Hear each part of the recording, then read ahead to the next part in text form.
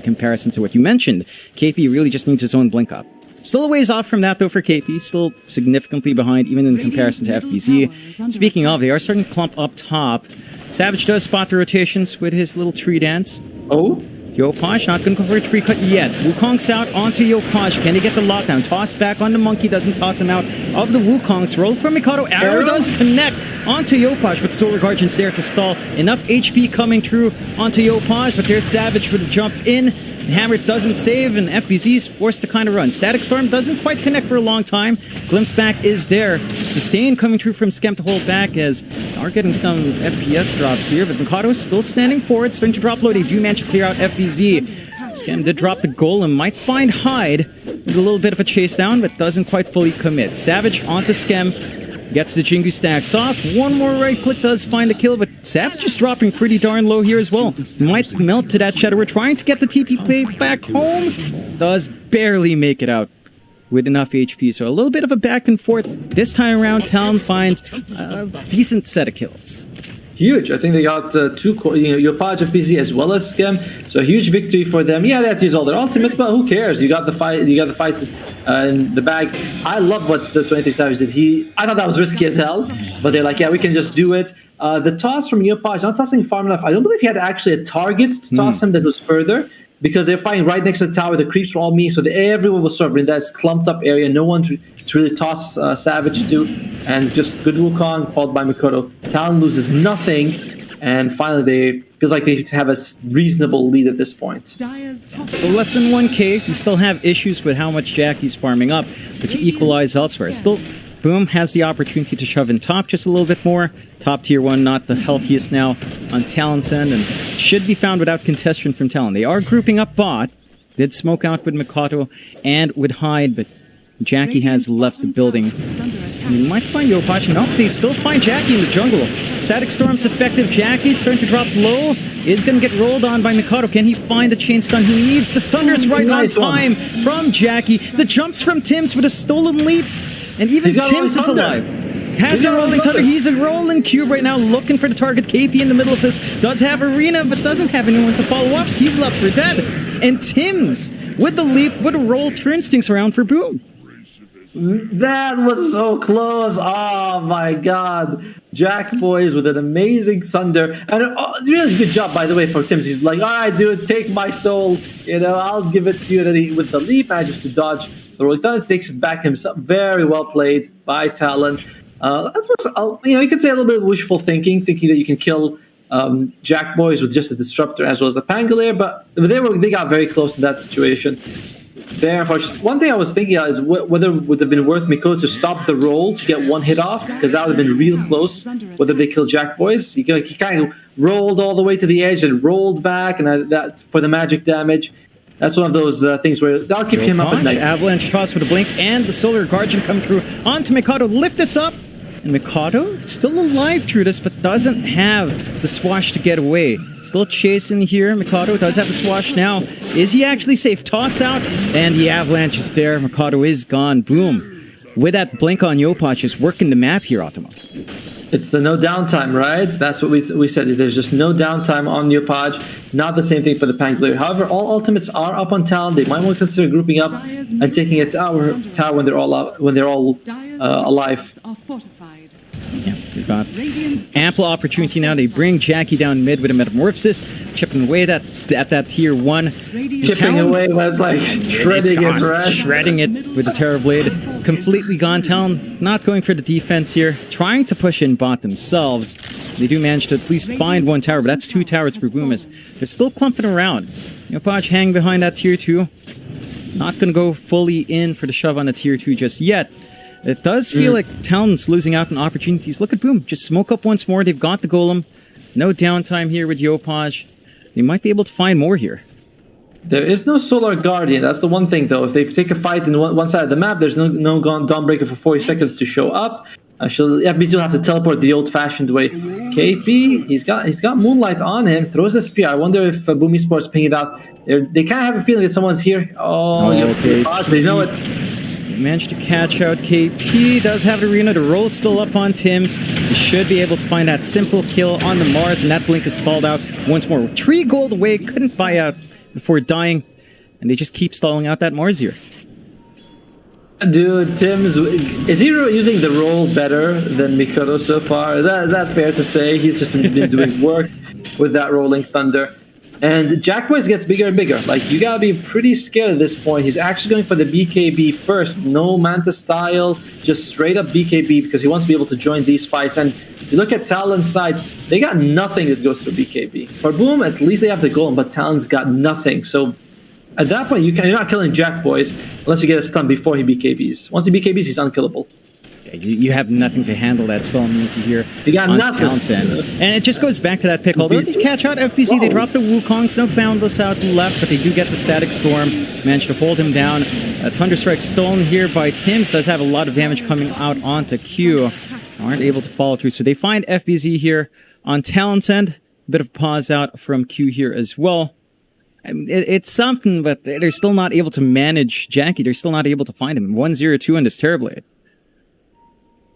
For a second, I actually forgot they had Disruptor. I was like, wait, that's pretty bold from Savage. And then it just comes out like, oh, yeah, right. That's the thing that Disruptor does. We haven't seen him in so long. We forget that, all right, Glyphs is his best ability. But yeah, like you said, Jack Boys basically has the BKB. There's no real way to handle him. And especially if he's got Solar Guardian on him, he's got Sunder available. Talon's going to have to consider trying to kill... Tims feels like he's been the big problem for them. They could get Tims out early in the fight. Maybe get the supports out. Yopaj, so tanky.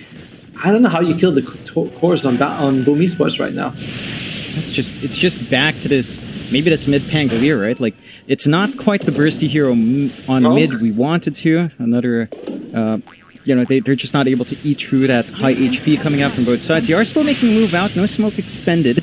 Looking for the angle. They've got the blink and KP now. Just need a good angle for that arena. Don't want to just expend it on the supports that they see. Jackie's a bit further up. They need to gap close somehow, and Talon not finding the opportunity. Good scan out from Boom as well, knowing that Talon's hanging on the low ground, and that fresh BKB is up and running on Jackie, as you mentioned there, Otimo. So, completely protected on Terrorblade. No way to deal with that spell immunity yet on Talon's end. Still staying as a unit, though. They don't quite have Static Storm yet. Still half a minute away, but KP blinks forward, does get the arena. Only onto Skem. Stolen arena out from Tim. Solar Guardian to save.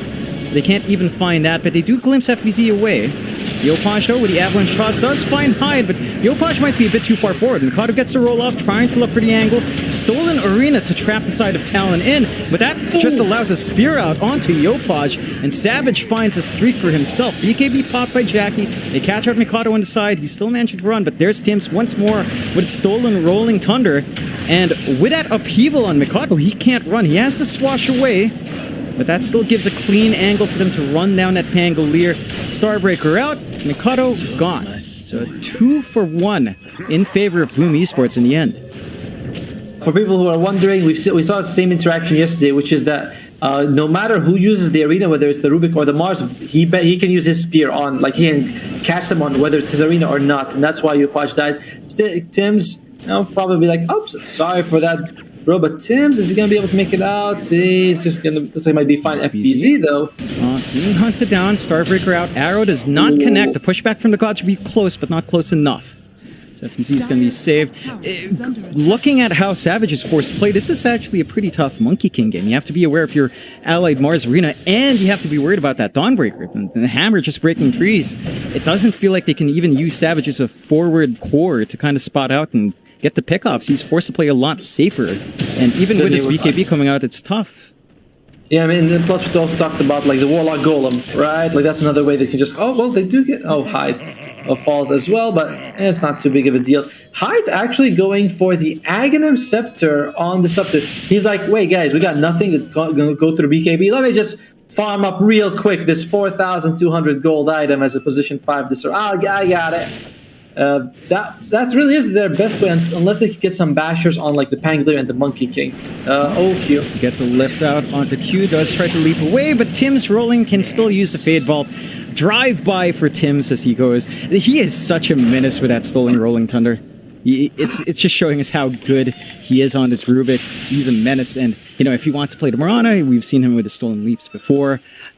just doesn't feel like Talon has answers. Like, going back to that Ags point here, Automo, it can be great in Hyde, but it's so expensive, like you pointed out. I mean, what do you prefer to see then? We're seeing Mikado build into the Blink, Savage straight to the BKB into the Scotty.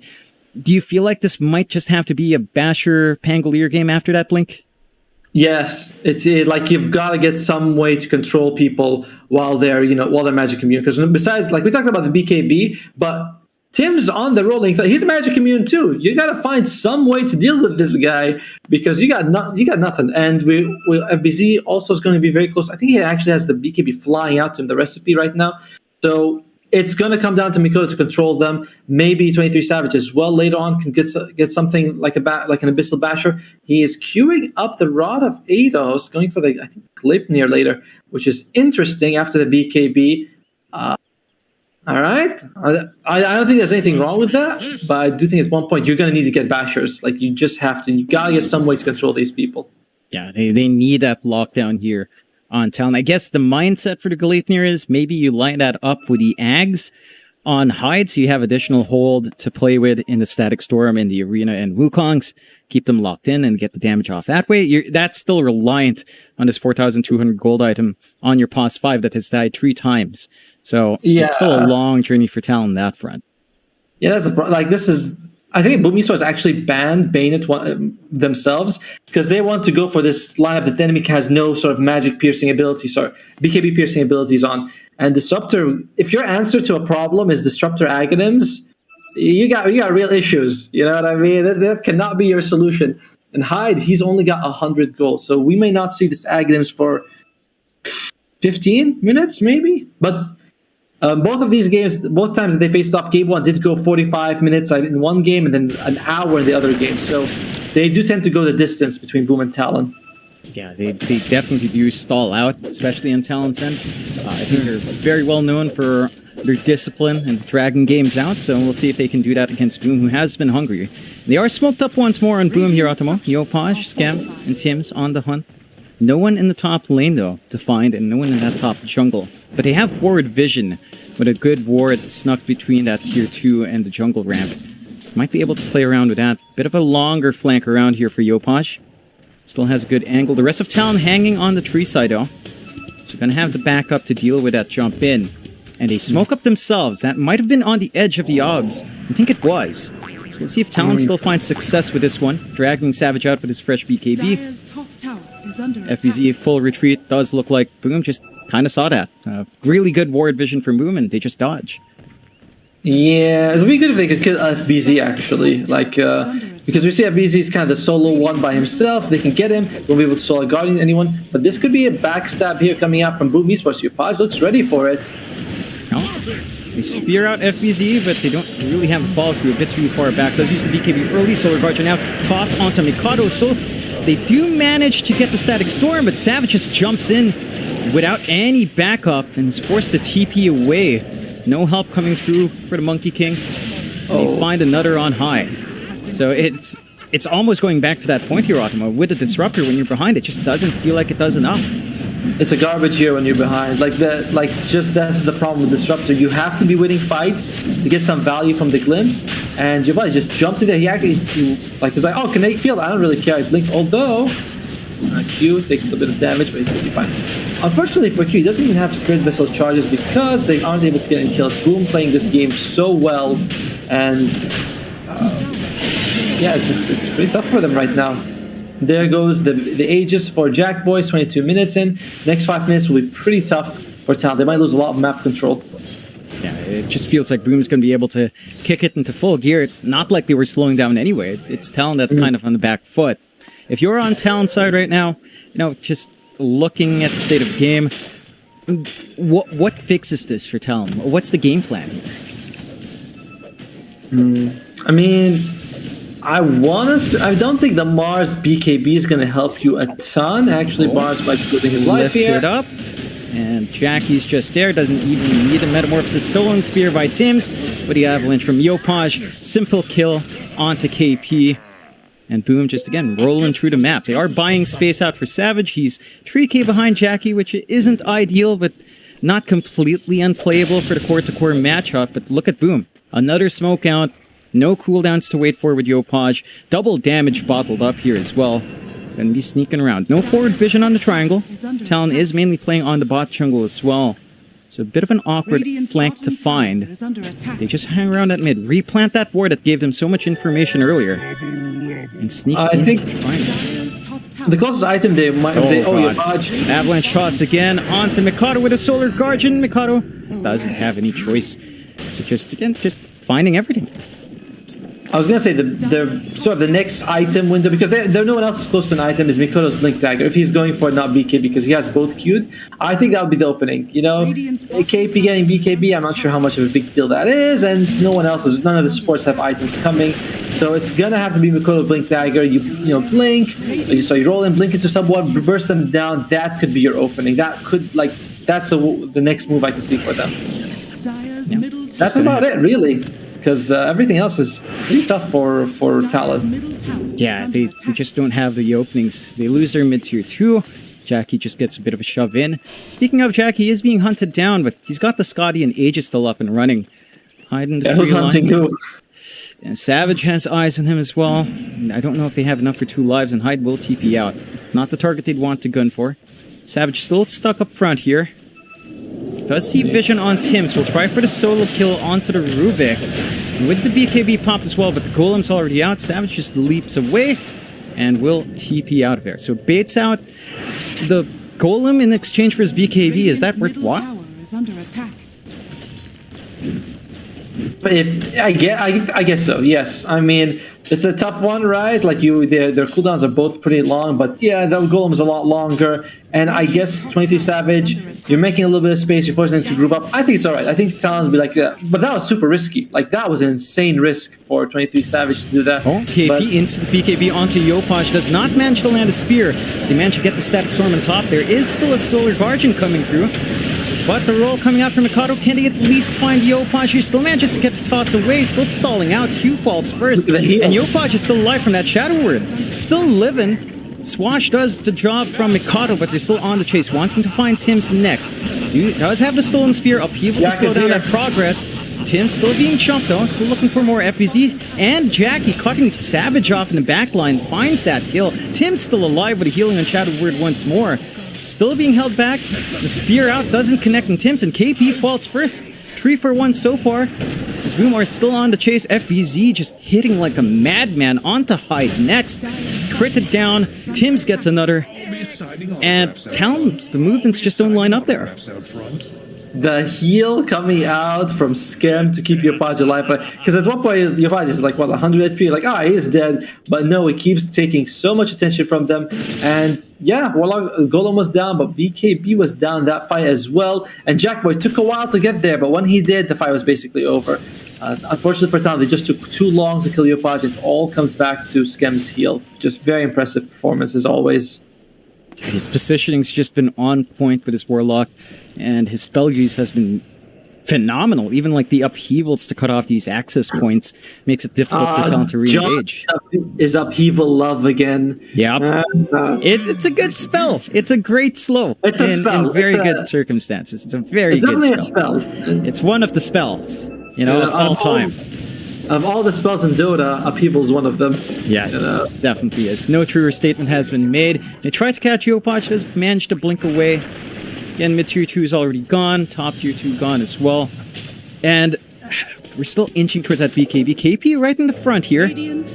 Aegis does expire. KP starting to blink away. They get the glimpse off, but Hyde's still sitting duck for Yopaj to just rip right through. FBZ? And they find FBZ. Savage trying to get some damage, but FBZ just retreats. The rest of Boom collapsing from behind. Talon probably not too keen on forcing this fight out. They still have vision on Savage trying to clear out the creep wave. Moonlight Shadow will save. They back it's going to be a solid fight for Talon, actually, if they go for FBZ and Scam, because it's like 4 versus 2 here, but yeah, this could be pretty good for them. They're haunting. Arena down onto Scam. They manage to lock in the Warlock. Starbreaker does not quite do enough, but that healing for the Solar Guardian does stall it out a bit. FBZ with BKB trying to do something. And the rest of Boom on the hunt from behind. And Talon disengages. They only find Scam for all their trouble, but it's a kill nonetheless for this team that's 20-9 behind. Yeah, I mean, it's. I thought they might be able to go for FBZ as well, but they decided not to. It's fine, just getting FBZ. Savage going on to So FBC. BKB. Still has his own BKB on Savage's end. Does manage to Starbreaker down. Still getting a lot of hits off, but there's Tims with a backup. Lift up the stall, and Jack's on the Savage pops the BKB, trying to get the hits onto Yopaj. Forced to use the Wukongs and TP away. So, another big spet to spells. They can't even find a solo pickoff with Savage here. Yeah, unfortunately, again, Savage is playing this very risky style, and it pays off sometimes, and sometimes that just happens where it's like, I ended up using Wukong, couldn't get the kill on FPC, but it's fine. He's doing an amazing job, honestly. Yeah. Roshan forward as well, being dropped there by Skem for the Joy of All. So very keenly aware now. As yeah, it's getting tough. Like we do have the Mikado BKB over the Blink. Like he does rush that BKB first here, Automo. We haven't seen the impact of it. And Boom right now just clumping around bot. Tier 2 faults, no outer towers left for Talon. As Boom, even without that Aegis, still have the angle for high ground. Silver Edge already up on Jackie. They bought the damage with Yopaj here as well, just with the Echo Saber. And Talon can get the defense off. They're starting to come in. Mikado roll up here, jumping forward to get the glimpse out. That is a stolen glimpse out from Tims. Mikado just melts to the right click of Jackie's. They jump forward, get the toss out, clear out high, gem on the ground. Don't even need it. KP will pick it up. That bot set of racks are gone. Savage trying to make something happen mid, going for a tier 1, but the TPs are coming in. They lift up Savage. He does not have BKB for 8 seconds. Solar Guardian down as well. Savage sitting duck to all of this output and is taken away. Boom, just find everything everywhere. And they've got no back. Jack Boys is still the base. He never left, you know, like he's like, alright guys, you go handle the monkey, and I'll be here just taking, and they call it, which, I mean, it's a faster game than we expected, but to be fair, Boom Esports has been on fire this whole tournament, and holy crap, this didn't even feel like a very fair game, to be honest with you. You know, it just seemed like from the start of the game, Boom Esports had the advantage, and they just never let go. All started with KP having a tough time bottom lane. Yopaj was very active, whereas Mikado, like I said, the longer cooldown Pangolin made it tough for him. And 23 Savage did a great job just trying to push out the lanes, trying to make space for his team. But he's a carry. You kind of want him to farm. And Jack Boys just, you know, became unstoppable at that later point in the game. Yeah, he just couldn't get a handle on Jackie, and Boom played phenomenally well. Talon tried to pick up that Mars and Mirana combination to not the best success. Do you think this maybe boils down to a draft issue? We talked about all those possibilities on the last pick for Mikado, and they opt for the Pango over that Quap that was free and over the Void Spirit that was free as well. Do you reckon maybe some of those issues came down from just not having that play from mid that they'd need? I don't know. I don't know if I'd put it on Mikado. I'm just, you know, it's no one player's fault. You know what I mean? But they may have pushed the Mars Mirana combo a bit too hard, feeling like we gotta take it because we can't leave it. And instead of just sort of banning, we've seen this time and time again. If a Mars is picked in a Boom Esports in the game, that team is gonna win. You know, Boom is gonna win. So maybe just get rid of the Mars, have KP on something he's a little bit more comfortable with, because that bomb lane was kind of a disaster. Yeah, it went off a lot harder than I think Talon expected. We saw Skem get that first blood, just trading right clicks with Shadow Word on a Mirana. And even Timson Rubik, right? He had really huge impact with his stolen rolls. The stolen leaps when they were trying to chase him down. Boom just played on Razor's Edge, and Talon just not up to form there. We'll see what they do bring out in Game 2. It will be a bit of a short break before we're back for that, but it is John Xfire and Automo here. We'll be back for that Game 2 between Boom and Talon in short order. Catch you soon. You know what the message is. Suddenly you with me now. You know what the message is. I be running wild for you, babe. You know what the message is. I don't have no patience. Ain't no conversation.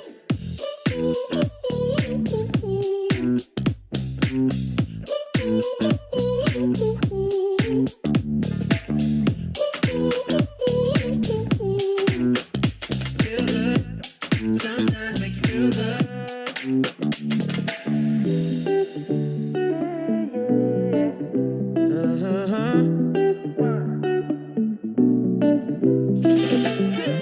You're my mission, my grand prize. Catch my vision, no damn pride. Girl, you max easy. I don't mind leaving, just let me know. Then she told me take it easy. it to make y'all feel good. You know what the message is. Suddenly you with me now. You know what the message is. I be running wild for you, babe. You know what the message is. I don't have no patience. Ain't no conversation.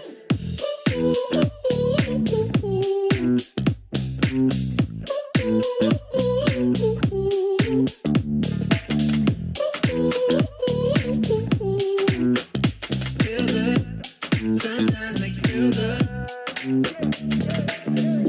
I just wanna talk, but you don't wanna listen. Tryna go far, but you got mixed feelings. So I'm finished. I'm on my way. Then you tell me you need it.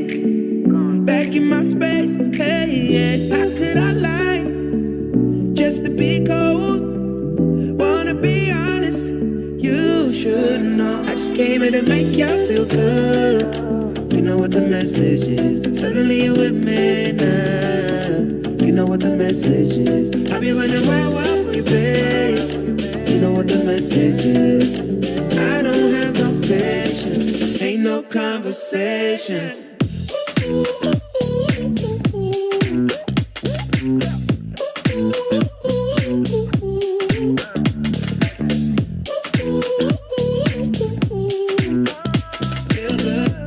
Sometimes make you feel good.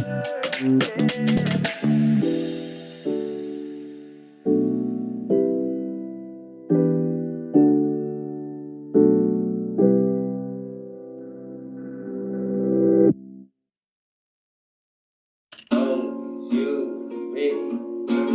No. Yeah, I gotta go. Up, 1,000 miles of luck. Don't look down, we made it. Feet far off the pavement, and we go up. 1,000 miles of luck. We stay understated. Pressure feels amazing. Just the dust, just the sand, just the motion of your hands. Travel like lands, it's just enough, oh yeah. Just for you, I'm just a man. Just an ocean in the wind. We ain't gotta make plans, fair enough, oh yeah. Always you and me, tryna be weightless. Like we're the two surviving pieces of something. Always you and me, tryna be weightless. And I know it feels like a light years in the making. Up, 1,000 miles of luck. Don't look down, we made it. Feet far off the pavement, and we go up. 1,000 miles of luck. Oh no, we stay understated. Pressure feels amazing. Just the dust, just the sand, just the motion of your hand. Travel like land, just your hype man. Just the one, just a believer. I don't care, I see you loading up my mind. Place me on the sidewalk. Fair enough, oh yeah. Always you and me, tryna be weightless. Like we're the two surviving pieces of something. Always you and me, tryna be weightless, yeah. And I know it feels like light years in the making. Up, 1,000 miles of luck, yeah. Don't look down, we made it. Feet far off the pavement, but we go up. 1,000 miles of luck. Oh no, we stay understated. Pressure feels amazing. Just the dust, just the sand, just the motion. motion of your hand, just the dust, just the same, yeah, yeah. Travel like traveling, just the dust, yeah, just the same. Hey, just the dust, just the same, just the dust, just the same. Always you and me, trying to be weightless, like we're the two surviving pieces of something. Always you and me, trying to be weightless. And I know it feels like light years in the making. Oh, thousand miles of love. Don't look down, we made it. Feet far off the pavement, and we go up, up, up. Thousand miles of love, yeah, yeah. We stay understated. Pressure feels amazing.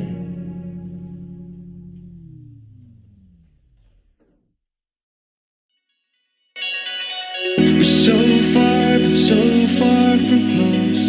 It's so hard to find my destiny. Try not to drift apart, 'cause you'll be right back at the start. And I don't wanna keep on falling. I gotta stay recalling memories we've lost and found. Explain to me what it's all about.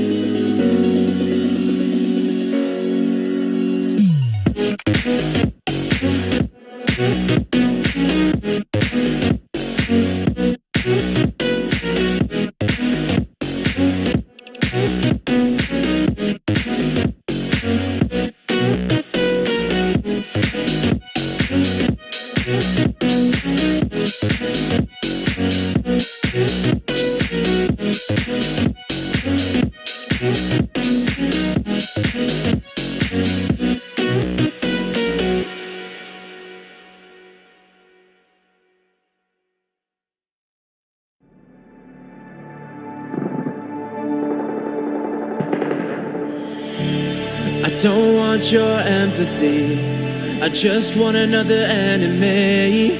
I'm not gonna change a thing for you. I'm over middle ground, and I really wanna burn it down. I'm not your friend, and I won't pretend I am. So don't reach out and I mean that. I'm under siege and I need you to see that. You're on one side, I'm on another, and we will wage war upon each other. I'm no angel, you're not either. I'm at a fever pitch, you're at a leisure. All right, ladies and gents, we are back for Game 2 of Boom versus Talon. It's John Xfire here with Otomo, and Game 1 went convincingly Boom's way. Otomo, what do you think Talon has to change up here for Game number 2? One of the watching during the lobby, because we get access to that, exclusive, is that Boom always wants to take second pick. They kind of want to force the other team to say, are you guys going to pick the Mars, or are you guys going to ban it? So I think that's going to be an interesting thing. I do think that Talon should just consider banning the Mars, taking something else, and playing with that. We'll have to go in the draft and see if that's something they're going to follow. But that would be one thing I'd say that you want to start out with. Yeah, and it does look like we've already got those initial bans here. We do see the Mars being banned out by Talon's end. So they take it away, not giving that opening for FBZ to play. He still had a very mean game on that Dawnbreaker anyway, but still don't want to give those chances away. Boom, for their part, back to the standard bans, taking away KP's heroes, taking away his special Brewmaster that he almost always performs on. Keen to see if they go back. Yeah, they ban out the Death Prophet again, so it seems like they figured same issue for Talon. Their off lane is something they rely on heavily. KP did not have the best game last game, and they changed things up on Talon's end. They go for the Dawnbreaker themselves here, Automo. Very target. It feels very target towards FBZ, right? Yesterday, I think we only saw him on either the Mars or the Dawnbreaker. Boom, they go straight away for the Nyx Assassin as well as the Razor. This is a hero we've talked about, the Nyx Assassin. We say that he's generally pretty weak in the laning stage. This is why he's not picked. But in a game like this, against the Solar Guardian, you're really good because you can use Spike Carapace to proc on basically everything Dawnbreaker has, which makes him a very good counter for her. And Razor, you can just stack link with the Dawnbreaker, take away all her physical damage. More and more, I'm kind of thinking that Talon might consider putting this Dawnbreaker as a support. But look at that, a Terrorblade coming out. And, you know, John, does it feel to you like Talon's sort of reacting to Boom Esports' draft a lot rather than coming in with sort of their own game plan? It does feel like they're just sniping away some of the heroes that made Boom's draft work for sure. I mean, going into this Terrorblade really early on, after seeing the Razor, probably expecting that Razor safe lane for Jackie, so feeling like, you know, this is something Terrorblade can handle. You're going to outrange the Razor with your Dragonlance down the line. It's going to be fairly easy to break that static link for you. I still feel like Boom has really good answers to it. They saw that Dawnbreaker come out. They go for Nyx. As you mentioned, laning isn't great, but it's such a great foil against Dawnbreaker. Spike Carapace on Solar Guardian, Spike Carapace on Celestial Hammer, Spike Carapace even on Starbreaker, and Dawnbreaker just doesn't do much until a BKB. So it's going to be a pretty tough early game once more for KP or Q, as we have seen that Dawnbreaker flex to 4 as well here for Talon's end. But if it is an off-lane instant pickup, it does feel like Talon's locking themselves in here, Otto. It's 2 cores in the first phase if they go that way. Yeah, I'm hoping it's a support Dawnbreaker. Just because if, you know, Dawnbreaker is going to be countered, I'd rather she be countered as a support most of the time. But this Terrorblade pick, besides the fact that they're denying Jackboy as one of his best heroes, is a really good hero against Razor. Razor, you know, you stack like one person and you take away all the damage, but Terrorblade, guess what? He usually has Manta, he has some illusions as well, so that's always great. And he has a ton of armor, so a lot of the damage coming out from Razor, which is, you know, physically, doesn't really care too much. Terrorblade can sort of stand toe-to-toe with the Razor with his gang, you know, with his friends, and just beat him down. So I like the Terrorblade pick from Talon. Excited to see where this Dawnbreaker is going to go. Yeah, and interesting sets of bans from Boom now as well. They take out the Enigma, the Wind Ranger. The Wind Ranger being a little bit more of the strange one. I don't remember Talon playing it too often for Talon's end. Banning out a lot of Yopaj heroes, Batrider gone, Void Spirit along with Tiny, leaving the Ember in the pool, and Boom does have first pick in the next phase. Do you reckon this is the time we see that Yopaj Ember pop back in, Automo? I think picking him third is a little bit risky, because if we are assuming this Dawnbreaker score, there's still 2 supports, and these supports can come in with the stuns you need. Yeah, like Dawnbreaker's not catching Ember Spirit, not a million years, at least not by herself. And Terrorblade is not going to do much, but you can see 2 supports. We might see a Rubik, we might see a Shadow Shaman, we might see even a mid puck come out. So I think taking Ember at 3 is risky. Boom Esports might feel very confident and disagree though, and just go for it. But I mean, I wouldn't. But I'm half their MMR, so definitely different. They could be confident. See the Visage being banned out by Boom as well. I believe that's something KP's been playing often, and they take the Enchantress themselves on Boom. So that should be our Schem hero now on the 5 with Tim's on the 4, Nyx. There is some room for that core inch, but it's not something Boom has really run, so it should just be our 2 supports on hand. Funny enough, talking about picking heroes that the other team likes for Talon, Talon absolutely loves that Enchantress on Q. We've seen a lot of games, especially in the DPC, where Q basically becomes a core of his own towards the late game with the Ench. Now Boom has that for themselves here. How are you feeling about potentially the lane duos coming out? Say, Razor safe with the Enchantress. It does feel pretty good to play with that Enchant and Razor chasing you down. Yeah, I mean, you can get creeps as either slow or stun. It's you already have your own slow with Enchantress. It feels pretty good. So I do like this combination. And one thing I've noticed a lot is that Skem really likes heroes that have some sort of heal or save as a position 5. You know, Bane has a Nightmare. We've seen him with the Wyvern. We've seen him with the Warlock, and now he's going for Enchantress. And he just really likes those heroes. You buff up the hero, you max out the heal. So makes it really difficult. We saw that in the first game when he kept Yopaj alive. Anyway, Talon, they do go for the Marcy, can provide a lot for the Terrorblade with the sidekick as well as the rebound, just giving him so much mobility. And of course, you can just target the Razor to remove it. So it's a decent pick, and it does feel like that's going to be at least a position 4. But again, it feels like they're going to have some. Oh, there you go. They take Ember Spirit. Yeah. They take Ember Spirit for themselves. That leaves Boom with, there is a Kunkka in the pool, which I like. There's the Snapfire for Yopaj. We'll see what they want to go for. And of course, there's the Puck. That's the hero I want to talk about. I was like, there's a hero I want to... But Puck is still in the pool. We'll see if Boom want to go for this. Yeah, you don't have the best hold from Talon to keep something like the Puck down. Dawnbreaker, Marcy, not the best. They will go for the Timbersaw here, which is an FBZ special. Now, Timbersaw itself has not been the strongest hero so far. It has been popping up here and there, and see, it hasn't been the most standout here, but it is something we've seen FBZ fall back to. Is this a great Timbersaw game in your opinion, Ottomo? 10 seconds remaining. It's pretty good early on, right? Because Terrorblade has no health early on. You know, he starts out with less than 6 on 580, I think. That's with a couple of branches, so you can burst him down. And I like that a lot. But later on, the Timbersaw will fall off, and he provides you with no control. And the only real control on Boom Esports side is Nyx Assassin. How are you going to catch the Ember Spirit? You can use Spike Carapace, and as he slides a fist, I believe it's procs right after he finishes. And of course, you can walk into the Flame Guard. But there's just a lack of control from Boom Esports. There's still that mid lane. There's still possibly a Puck coming out, though. Yeah, and that Puck could fill in some of those gaps that Boom does have on hand here. If they do need that additional control. Trying to think, I feel like the Snapfire you pointed out here, Ottomo, still fits in, although, again, you don't have the best setup for, say, the Kisses in this game, but it can be that magic damage you need, a little bit more control. The Cookie Stun at least gives you something, and in the mid lane matchup for Yopaj, it's what he normally picks against the Ember, at least back when you could melee Kisses. When you could self-target Kisses, the Ember has no play. You can't even just stand up and try to right-click down the snap, so...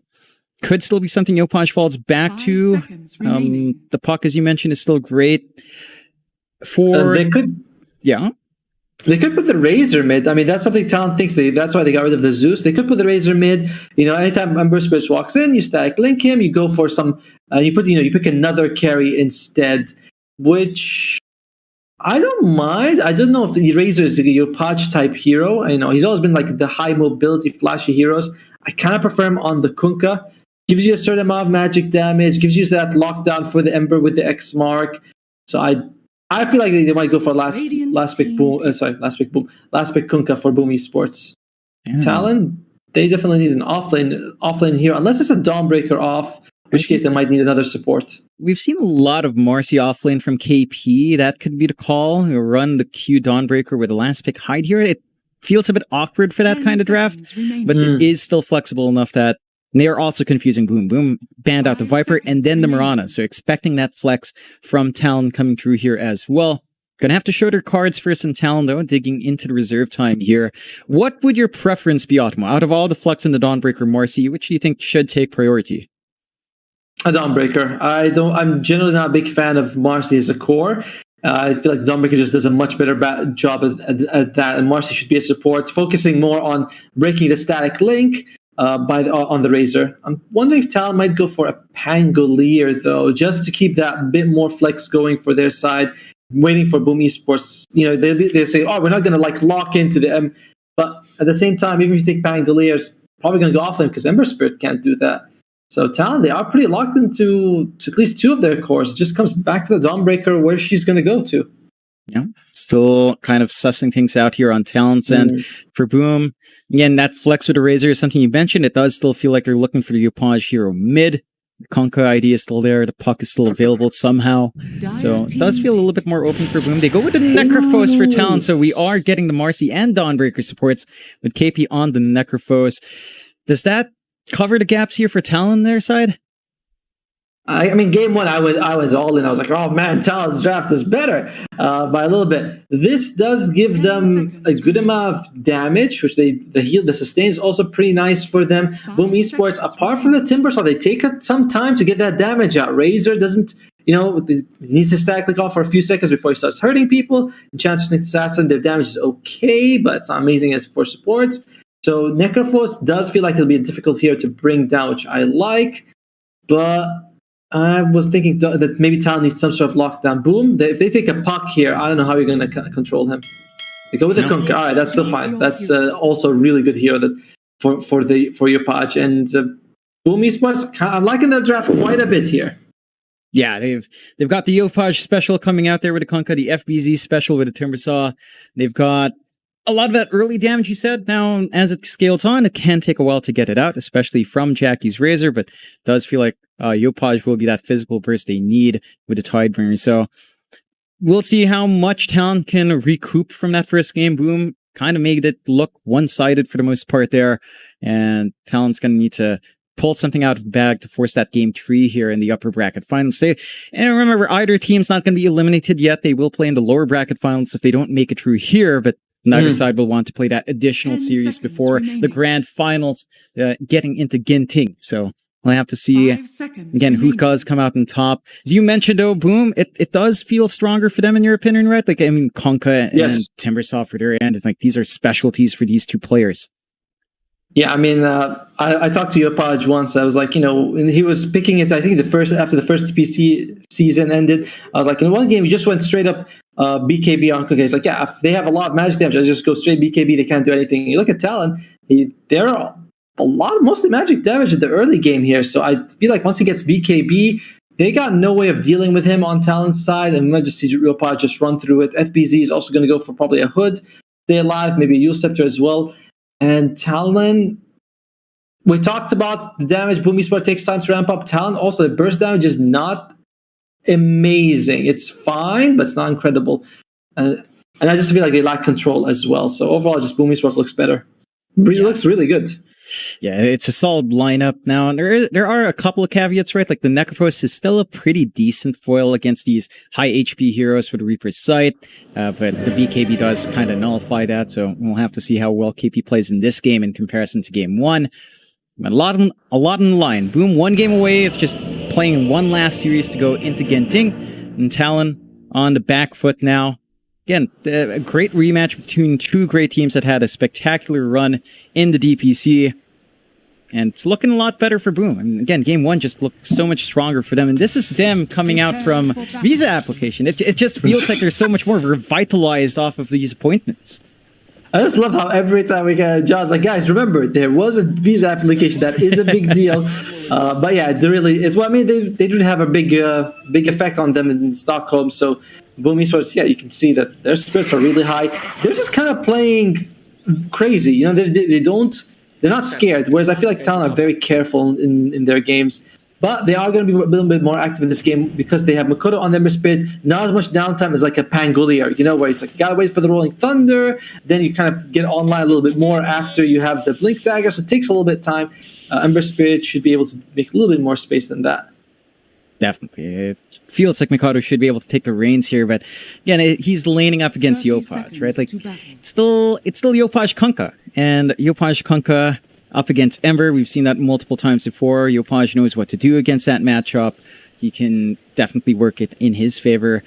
Do you see that lane being a little bit more even, or do you feel like, considering the circumstances, Yopaj might just be on a roll here? I think he'll be on the roll. What I'm interested in is the lane swap. Looks like they're thinking of putting KP bottom and 23 Savage top. They kind of don't want this to put the Timbersaw against the Terrap. Like, they know the Timbersaw's burst damage is insane, and they do not want to put him at that risk. And yeah, FBZ, we'll see if they decide to swap lanes as well. They're like, yeah, we don't care. We'll put FBZ bottom against the Necrophos. It doesn't really bother us in any way. Yeah, it still feels like something FBZ should be able to manage. And the magic damage is going to be annoying, but you do have eventually a heal coming through from Scam to help sustain through that. somewhat. And we'll see how much Scam and FBZ can get done. They are, of course, laning up against Q, and as mentioned, the lane swap with KP. Are there any timings we expect here? Is this something that gets a little bit more aggressive for Talon, or maybe a little bit better for Boom as they get the toss back with a dispose onto Scam, doing a lot more damage here. Scam did opt for level 1 impetus, so Q's not trading unfavorably, but is there any major spikes in this lane to watch out for? I think with the eyes will be on FBZ. Like his, we see how Timbersaw can do just an insane amount of burst damage as he levels up. So maybe around level, once he has a point in the Whirling Death and Timber Chain, that's probably what going to be level maybe 3, level 4. Around that point, that's when we want to keep our eyes on FBZ. Until then, we might see level 2 with the rebound as well as the dispose on the Marcy. That could get a kill on someone as well. So level 2 Marcy, level 4 on the Timbersaw. Those are some of the very lane power spikes we could see. Let's see who does mention build up there. Mikado already dropping low on that mids while trading with Yopaj. Is keeping up in CS, but Yopaj just leveraging that Tidebringer really well. Managing to drop Mikado all the way down to just 1 Tango and the Fairy Fire left. So we are seeing that Yopaj Kunkka kick into gear. As mentioned, does this lane get any easier for Mikado? Or again, does it just go back to what you said? Yopaj is just feeling it. Yeah, I'm just feeling it, man. And the Tidebringer gets more and more dangerous. Yeah, you might be able to try to dodge it with Slide of Fist, but the cooldown is just so low on Tidebringer. It goes down to 7-4 seconds, and Slide of Fist just cannot keep up. And Mikado, he's suffering because of this. Yeah, it's just not gonna get easier for him. Yeah, it's a tough time. He's still keeping up in CS, but the HP trade is not going his way. We'll see if some relief comes out from Mikado down line up top. Being aggressive onto Jackie with a static link. They do manage to run him down a bit, but not look for that kill down. Bot also just getting a little bit of a back and forth. Nothing too dangerous yet. Q used the rebound, but could not get the dispose off before FBZ threw the Timber Chain, which means that FBZ was able to make that alive. Hide? And Earth's Impale was out, is dropping low, so is Savage. So there's aggression down bot, but the aggression up top is much more concerning. Talon not having a great time with Savage in this lane at all. Jackie managing to get a little bit more in that farm, and Tim's just being a lot more aggressive with his Nyx and Razor combination. Just static link plus Impale. Is this something that Talon can relieve? I mean, if you go off to a slow start for Savage, it doesn't feel like it's going to be a fun game for them. It's okay. I mean, we know the Terrorblade can farm in the jungle very effectively, so it's not too bad. As long as Terrorblade's not dying, he's not falling too far behind, you're generally okay with it. I mean, Razor only got 1 CS more than him, so it's not a big deal. Just a little bit more harassed than they expected. Yeah, they do have a lot of good magic damage coming out. Jackie does opt for the Plasma Field to be leveled up to 2. Yopaj? 3, although Yopaj looking for that opportunity, does get the X off onto Mikado. The Torrent doesn't quite connect, but the Tidebringer does. Still Q coming in, rebound up. Can he get the dispose? He does onto Yopaj. Chains out for Mikado. Sleight of Fist at the ready. Scam trying to help, but Mikado does find a first blood. Great rotation out from Q, and that is the relief we were looking for this mid. Yeah, I mean, it came, Yopaj just tried really hard with this one, with that one, what the hell am I saying? But it was just a great rotation by Q. And we were saying, this is going to be a tough lane for Mikado, but thanks to the support rotation, they were able to get the kill. Yopaj, a little overconfident there. Kind of feels like it's one of those situations where if he keeps his health high, he shouldn't be falling. Just more dangerous for Mikado. And Mikado's getting close to that level 6, and that could be a problem for them. If he goes to the bottom lane, he gets some kills on FBZ maybe. Yeah, that could open up opportunities for Mikado to start applying more pressure on Talon's end. Still a fairly silent game despite that first blood. Mikado again just working onto the face mutant or top lane. Jack boys starting to get aggressive onto Jackie. Hyde jumping forward, does manage to secure that kill. Tim's not able to isolate, doesn't even have the value point in Spike Carapace, opting instead for the mana burn to harass. So nothing to stop Hyde when he does initiate in there. A tiny bit greedy on Tim's to go for that, but it's not the biggest deal. Jack Boys dies once, but it's fine. And overall, all the lanes looking pretty good for Talon right now. They got the first blood, the mid lane. Bomb is going okay, and top lane has just got another kill for themselves. So they're feeling themselves in game 2. You know that Visa buff doesn't last forever. Yeah, it certainly doesn't. And let's see if they can get even more. Static link out onto Savage along with the Impale. Let's cut them off, but here comes Hyde with a Starbreaker. Jackie starts to lose all of his HP. Does have a salve at the ready, so should be fairly well protected and will be able to heal up. No reflection available on Savage. It's a lot of back and forth there. How's the bot lane going? KP holding steady up against FBZ. Level 5 on the Necrophos. We aren't seeing that aggression come down bot. Neither side really playing off the back of these sustainable off-lane heroes. Who does this kind of pacing favor though? Like KP is working towards an early earn. FBZ, typical Timbersaw build-up. Maybe going for that early Hood of Defiance to deal with the magic damage. Whose earlier timings are a bit scarier here? These heroes like to snowball in the early game. I'd say the Timbersaw is the scarier one, though. If he gets a really good start, he can go make a lot more space. And Necrophos, you know, he's an ultimate based hero. When his ultimate's down, he can't make as much space as he'd like. Whereas we can see FBZ like, you know, kill bottom, teleport top, still make a ton of space. Not the same thing with KP's Necrophos. So yeah, you're saying like they're both happy that they're getting the farm, but I think Boom Esports is definitely enjoying this a little bit more. Again, this is something FBZ knows the ins and outs of very well. So a bit of a pause, immediately going back in here as, you know, just maybe some slight internet issues. We've been experiencing a couple of weird packet loss drops here as well. Doesn't affect the stream itself as they are trying to jump forward onto Scam. They spot out the creep, dispose out. That will have the stun in a bit, but not quite enough to save that inch. Mikado just instantly pops that invis, maybe looking for that opportunity bot. No, we'll grab the bounty rune instead, fully topped up here. They do manage to get a little bit of a chase up top onto high, but the static link didn't last. Tims didn't have the mana for the impale. That could land them in trouble. Savage walking up.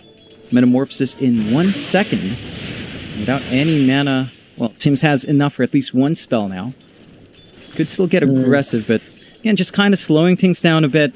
The mid lane has still kind of drawn a little bit even, and Yopaj has been recovering well in the jungle, so he's level 7 matching Mikado.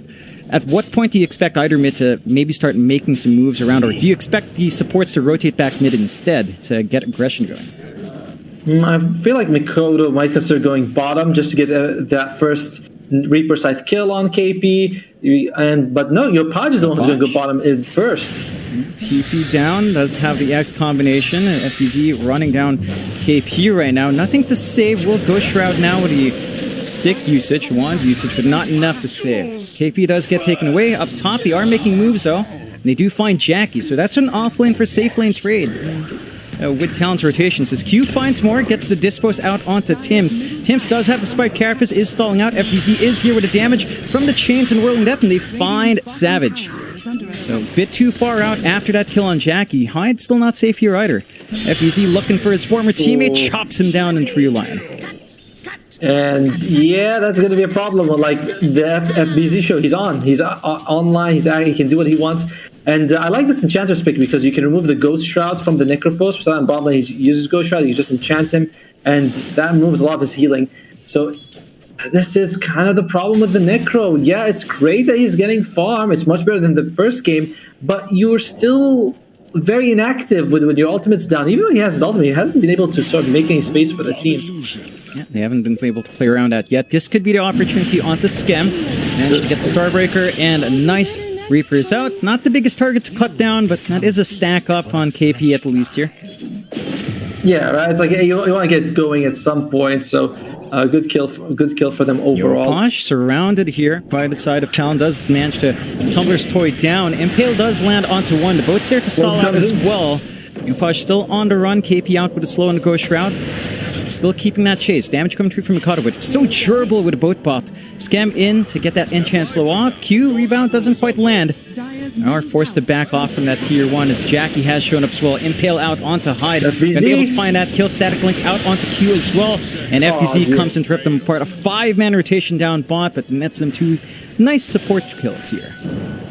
In the meantime, 23 Savage is recovering here. The cores are surprisingly, both carry surprisingly low CS here. Jackboy's only at 30, and I think 23 Savage just hits 50 himself. So not really having the free farm. Both of them felt pretty pressured in this game. Of the two, though, I think that you'd rather be behind on a Terrorblade than you would on the Razor because he just farms faster. Yeah, that farming pace is kicking into gear for Savage, with all the space created, is working onto Dragonlance, into the Yasha, into the Scotty. So already set to build up here, no contestation coming onto Savage so far. That does provide room for Broom to shove in bot. FBZ getting that done himself with all the durability he has with level 3 active. And again, there's just no damage to do that yet on Talon's end. So does get the first tower of the game here going for Boom. 5-5, less than 1k lead going Boom's way. Rather even game so far with all of these back and forth trades. BKBs are going to come out on Yopaj. He's got queued up. And looks like Jackboys wants to go for it as well. We talked about sort of the magic damage from Talon, where a lot of their damage early on is just magic. And that BKB is going to do a lot against them. And of course, FBZ went for the hood himself. So might be some issues. X marked up, boat out as well. Gonna be taken out. Mikado is there to help. The chain stunts are flying through.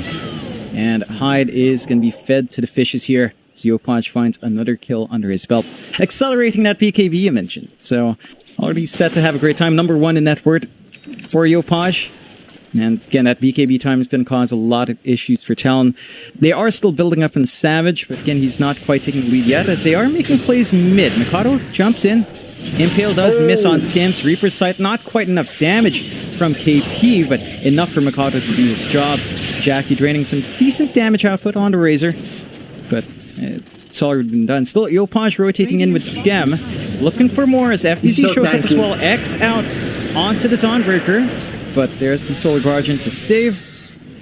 X onto KP, and FBZ, not the target he can burst. And just that Hood of Defiance makes that an untenable kill. But look at this clump up mid. Everyone's showing up mid. They want this mid tier 1 on Boomset. Except Scam walks up to Savage and just gets hammered down, alright? Yep, I mean, but except for Q, who's still in the bottom lane.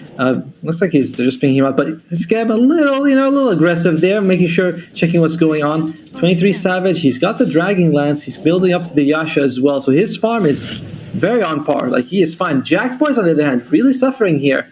He's only got, I think, the Ogre Axe, trying to build a BKB. He's got what, Power Treads and Magic Wand, that's basically it. So even when the BKB comes out, I think he's still going to struggle. He doesn't have the levels or the items to sort of really fight. Like, Jack Boys can just go meta, make a couple illusions, and just beat him down to death. Yeah, they've got that damage coming through on Savage once he is ready to participate in these engagements. Boom, though, taking a forward position down bot, just trying to get that build-up onto Jackie. At what point do you feel like Boom should start rolling? We've seen the strong start from FVZ, but Talon's solution seems to just ignore that Timbersaw. Is there a timing discrepancy with these lineups? Do you expect Boom might start to taper off a little bit faster here? Once the Opaj has the BKB, then we'll see what they can do. You know, like, bottom lane. Looks like, yeah, Mako just rolls out, no problem. Yeah, once the Opaj gets the BKB, I think that's going to be the timing for Boom Esports. Because it doesn't feel like Jackboys is going to have the impact you want from the carry this game. That's just the unfortunate part. It feels like it's going to be Opaj's job to carry them in this game, as the next word kind of indicates. Yeah. Feels like it's going to be the Conquer show here on out for the side of Boom. And there's still further itemization for the Razor. It just feels like the timings are a little bit off. But as it stalls out, I guess, you know, refresh is going to be nice, I suppose. If you can find a farm, double BKB, double static is one way to get things done. And we'll see if Jackie will reach that point. He is one of those players that can find farm in the toughest spots. Although he is still suffering, but he's not too far behind Mikado. So all things considered, you're not in the worst position for Boom here as they maintain a slight net worth lead. They have both slowing down here though, so both teams kind of looking for room to recover. Yeah, in terms of looking at the items, KP, he's got the Spirit Vessels. Going to go for Yules just so he can dodge that boat if you're being X-marked. So it helps a little bit. KP though, he needs to be careful. He might walk into the whole of Boom Esports here. And it just goes back to the tower. And FBZ, Makoto takes the illusion right in front of him. That's kind of important because you can use it to dodge some spells when you trigger it, which is nice. I always like that change. I felt like illusioners were so trash before that, but now they give you that free sort of dispel. Yeah, it's been really impactful since then. Opportunity for Boom to shove in mid with FBZ taking point. And Mikado though does come back in, gets a nice route off onto Tim's, but not going for the full commit. And X-Mark out onto KP. Solar Guardian is ready. Is that going to be enough? No, it stuns out from Tim's. KP still going to be alive though, still trying to get some aggression forward. Q hammers away at Skem, and Savage runs in from the side. They find FBZ. They've got the damage. Reaper Sight as well. And they manage to take out that Timbersaw. They lose Q in the process. Still trying to get the chase. Great stun out from Tim's, and a great torrent out from Yopaj, but Yopaj now in danger. Sleight of Fist ready, chains ready, and Yopaj is gone. The 2-for-1 going in Talon's favor. Opportunity for the mid push. Fortify is out, but you've still got a lot of time in that Metamorphosis for Savage. That was, I mean, they trade only Q for 2 cores, Upaj and FBZ, and they take up the tower as well, keep their own alive. So very good fight for Talon just now. And Jack Boys, again, he can't join them, whereas Savage, he's like, yeah, sure, I'll just come in. I'm a ranged hero that they can't really touch. I got my illusions. So comes out, I don't know, how much damage did he do actually? He did the most damage in that fight. And we managed to find Skem straggling long down bot as well. Talon's starting to hit those peaks now with Mikado, just taking point for the team, being that highly mobile hero. And this kind of comes back to a point you made in the draft, Automo. For this Ember Spirit, I mean, the Conka is there with the X, but for your supports, the only real play you have is with Tims right now. And it's not really like a completely reliable play. You know, maybe you can walk in when he's flame guarding. Maybe you can, try to get with him when he's using Sleight of Fist. But it's still tough. You know, it's still, you really gotta be in the right position to catch this Ember Spirit. So Mikado, he's been playing it well. And once he gets BKB, Q dispose on Tims, 3-cut as well. Vendetta is used up. Chains out onto 2 for Mikado. Still a good impale coming through. Is it going to be enough? Mikado's starting to drop a little bit low, but hammers out from Hyde, smashing down on Tims. KP doesn't quite have the Reaper's Sight. They are starting to slowly chip away at Skem, and the healing doesn't matter much when the Spirit Vessel's up and running. FBZ isolated in the middle, but they don't have Savage for the physical output. It's not going to be able to handle that Timbersaw, but 2-for-0, finding the supports here on Talon's end. And then Talon is starting to control this map a little bit more, Automo. 12-7, 3K lead up. Yeah, we always talk about Nyx being kind of a bad hero, and we thought, we said if he might counter the Dawnbreaker, but Dawnbreaker is just a support, which means that, are you really going to be happy that you countered one of the enemy supports? So this is turning pretty awkward for Boom Esports. The BKB, I believe it's on the way for Jack Boys, which is going to help, but all that physical damage coming out from from 23 Savage will probably be killing the Razor no problem. So what they could do is maybe they could find some pickoffs with Yopaj, and they need to give Jackboy more time to farm. He's still lowest of the cores in terms of net worth. Yeah, but again, he's keeping up with Mikado. It just shows you how much more the Ember can do with less farm than the Razor, or equal farm than the Razor. He still has that play opportunity. Clumping up around bot, watching Mikado, not going to be able to really run in. In fact, it's Hugh who finds him. Solar Guardian out, should be able to find Skem as they hammer away. Now Jackie's exposed. Chains are on cooldown, does pop the BKB. Tims is around to try and help Vendetta out. Impale onto 2. They are dropping KP awfully low, but not low enough. Boat is coming through. It's Reaper's Sight out onto Tims. KP dropping low. Disposed the save from Q. And they do manage to drag him out. Jackie still falls to Mikado's output. And here comes Savage with the damage coming through from that Terrorblade. FBZ is really tanky now, and KP is dead. Gets chipped away by FBZ. But Savage still going. Should find Yopaj and does. FBZ trying to play tag. Is going to try for TP. Chains. No chains. And not enough damage on Savage. A 3-for-3 trade. But they lose Jackie. They lose Yopaj and Boomset. Did they kill Skem? They killed Skem early, so I believe it's a 3-for-4 trade in favor of Talon, and they were able to get another Reaper Scythe stack on them. So overall, and that was not the way you want to use BKB if you were on Boom Esports. The first BKB of the Raze, the 9-second one, you can't use it to run away. Then they're like, we used it. Let's try and force a fight. Didn't quite go well for them, and now it's 23 Savage. He is entering Giga Chad mode. He is 3,000 gold ahead of FBZ, more than 4,000 gold ahead of Jackboy. And how are you going to deal with this guy? Once he gets BKB on him, there's nothing that can go through him. They catch out Q, but Skem still dropping low. Again, Spirit Vessel ruining that Enchantress. Static Link out onto KP, but not for long. Only 36 damage taken away. X-Torrent onto Hyde. Are they really going to go for this play? Impale does connect. As they get the Whirling Death out as well. Managed to get that kill with the Chakram. Savage show, chipping away at FBZ. Spirit Vessel out onto the Timbersaw as well. X to stall out. And it should cut off the aggression. So a 1-for-1. Pawns 5 for Pawns 5 coming out here. But we're seeing a big difference in this game too here, Automo. KP has, despite that slower start in the laning phase, maybe a little bit more equal at start, KP is having a lot of impact now with his Spirit Vessel. Yes, I mean, he's just been much more playing much more comfortably on the Necrophos, and this is gonna come back to a little bit of the Timbersaw. You pick Timbersaw, great snowballing hero. FBZ is top of net worth for second highest, top of his team, but hero does kind of fall off a little bit and provides you with no control, which seems like it's the SBZ special. He's going in, he's doing a lot of damage, but who's going to be actually controlling the enemy's team? Is it really going to come down to just Tim's on the next assassin? Feels like that. I mean, you see Tim's itemizing to get a little bit more control in these fights, going for the blink. They do manage to stun up Mikado, but KP still coming in with a TP. Reaper side at the ready. Tim's going to be a nice juicy target to get another charge, and he's just melting away. Still need to find a kill, and Q gets the rebound off instead. I mean, he's been on a roll, Q, with his Marcy, right? Yeah. With the blink up, he's been making a lot of plays, but they've more charges on KP here.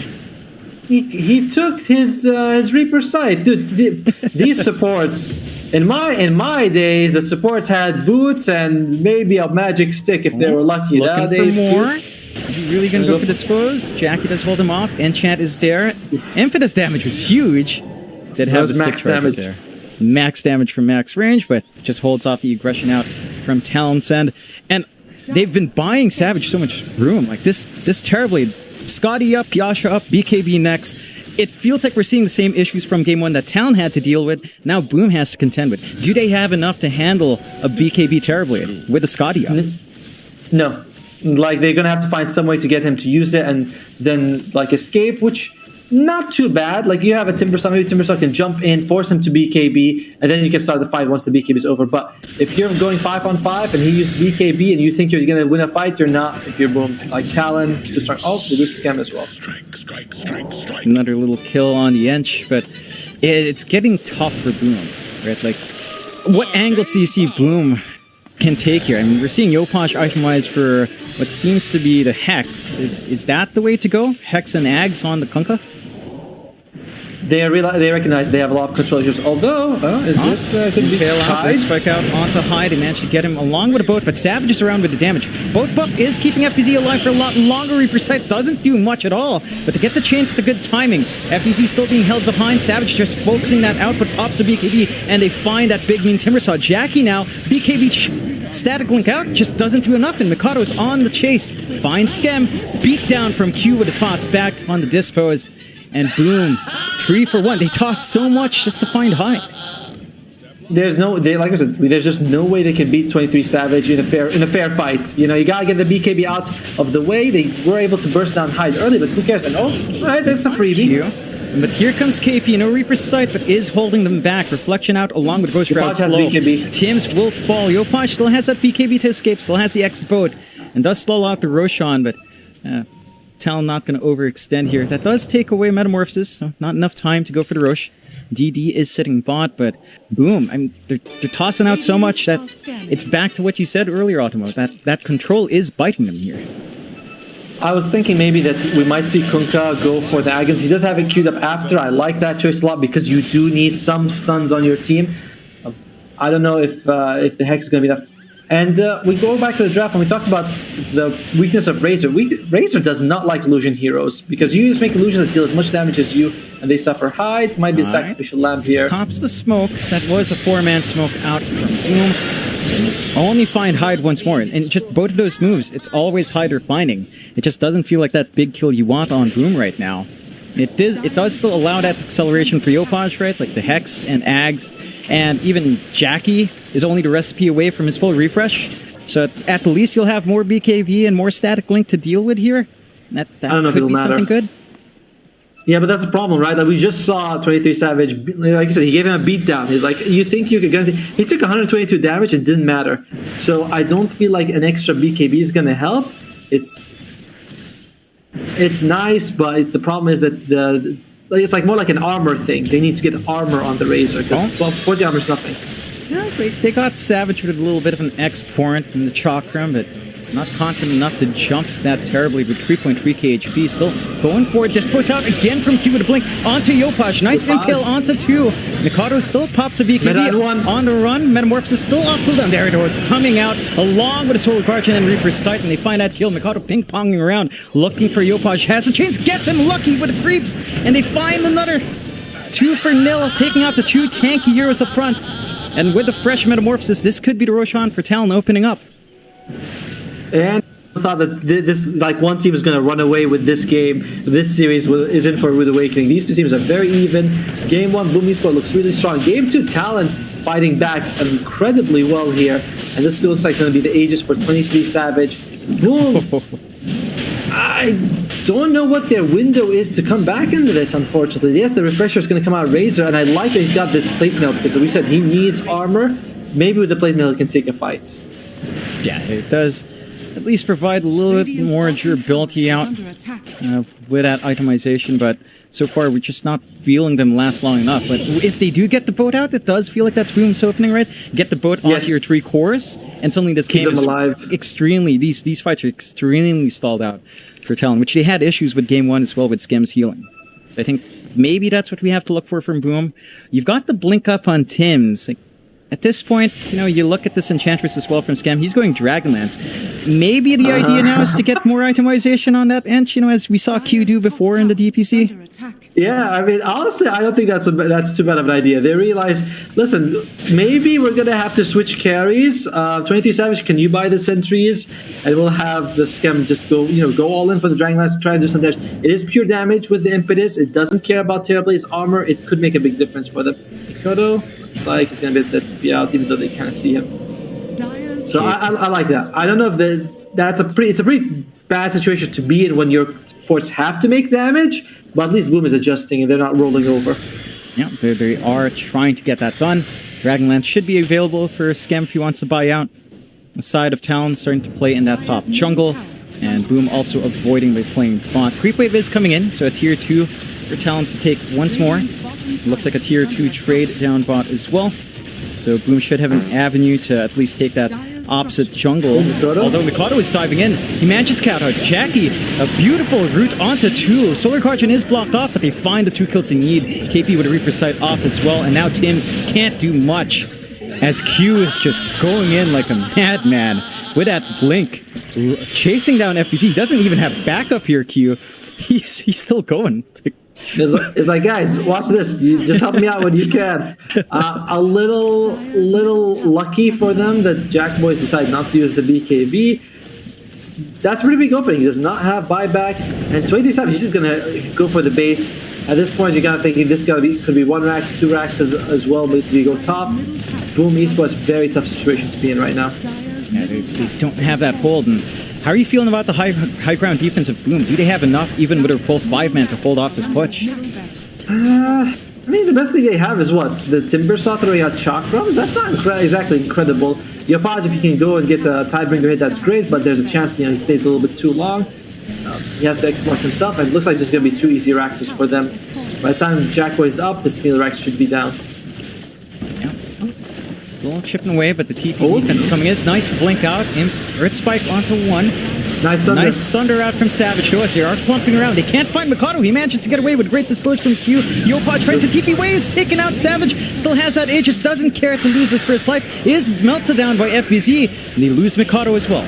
Boom finding some kills now, but the dispose again from Q, forcing the buyback onto Tim's. They're still dancing around. KP starting to drop really low. Gets the Yulesoft to hold FBZ back. Not quite healed up here, though. Trying to find more. Scam does get the Ghost Seeker onto him. And Q's looking to hammer in. Does get stunned up. And Q is going to be putting impetus. Yeah. Enough damage on the rebound out. Mikado with the tip. Going a bit ham, but he does get some good saves. And they do force at least 1 buyback out. They get the melee racks as well. And Boom has some fight left in them here, Optima.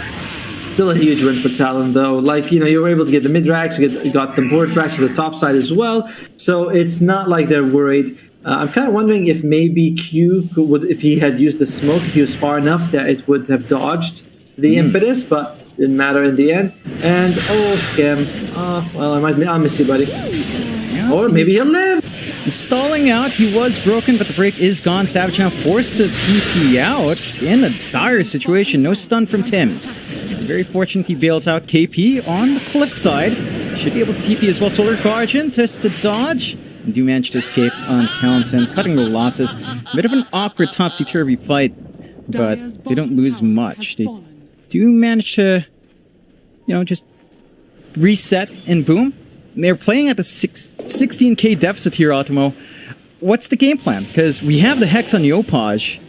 What else do we have to wait out for? Let's see. Do they have? Well, and they also got the plate mill on the Razor, which is going to help them out with the physical damage. Smoke comes out from Talon. If you are Boom, you want to try and get a pick off here. Now they find Mikado FBZ. jumping in. Breakout, just not that durable on that Timber Saw at this point in the game. 30 minutes in, and Mikado, he's got the axe, he's dancing around. He finds the Opage, doesn't get the chains in time. Just not quick enough on the zip back. So Boom cut their losses, 31-16. Double damage for Mikado to pick up. Tim's not going to play tag there. So more output. And there's a DD ruin Mikado. He's not puts it in his bomb. We'll see if you can share that with the the Terrorblade. Mikado is going in for Scam. Going for Scam, getting some damage off. Does have KP around with Spirit Vessel and Reaper Sight just to get that kill. 6 stacks up on KP. 24 HP regen and 12 mana regen. Seems pretty good. Seems very balanced, isn't it? I'm also surprised that we see that Necrophos got popular, whereas Axe with the bonus armor, people are like, yeah, we don't really care about that. Looks like Scam does buyback, recognizes, yeah, we gotta defend the bottom lane. FBZ has buyback as well, but it's in an awkward time where it's like, I could kind of hold on to it, but I might have to use it. Dispose again Scam. from Q onto Scam. Instant dieback on the Ench. And it's not stopping that push. Great impale out though. Refresh BKB used up. Static Link fully on Savage. Not looking through this. Does have like Sunder opportunity if you want to, and still turns around. Sunder onto KP. Full health once more onto Savage. Losing a lot of damage, but they're jumping in. Ridpack's alive. Cutting through the backline for Mikado. Another dispose out, and the GG's called by Boom.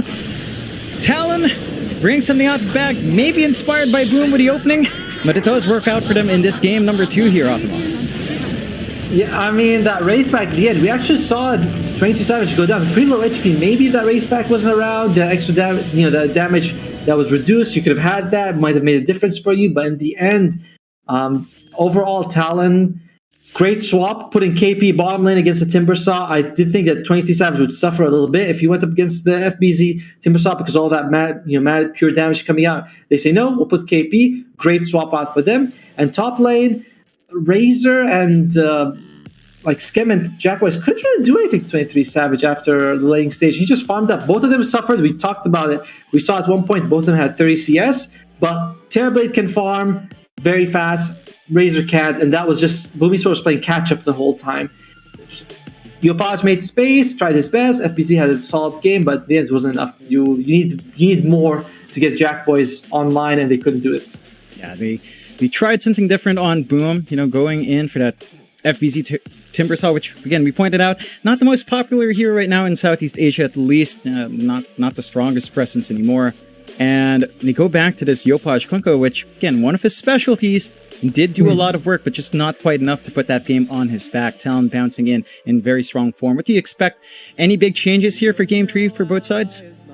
I expect Talon to stick to banning the Mars because they realize they're like, all right, look, FBZ, we can contain him a little bit if we ban out his, a couple of his best heroes for Boom Esports. That's a tough adjustment. Do you go for some sort of farming carry? Maybe go like, all right, we'll just out farm 23 Savage, or they might double down saying, let's just go even more tempo. I didn't like Tim's Nyx. I think that was also a thing they could sort of switch around, but we'll have to see in Game 3 what they're going to do. And we'll be back for that game period after a bit of a short break. It's John Xfire and Ottomo here, and we'll catch you guys in a short time for that next game. Welcome to the war game.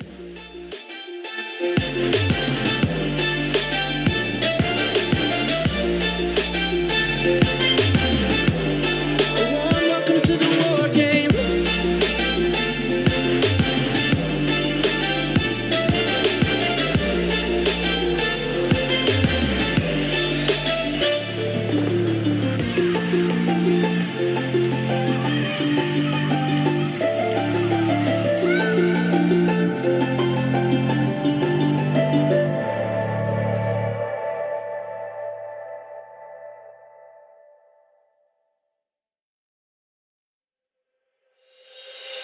You call my bluff for the last time. This ain't a song, it's a battle cry. No life.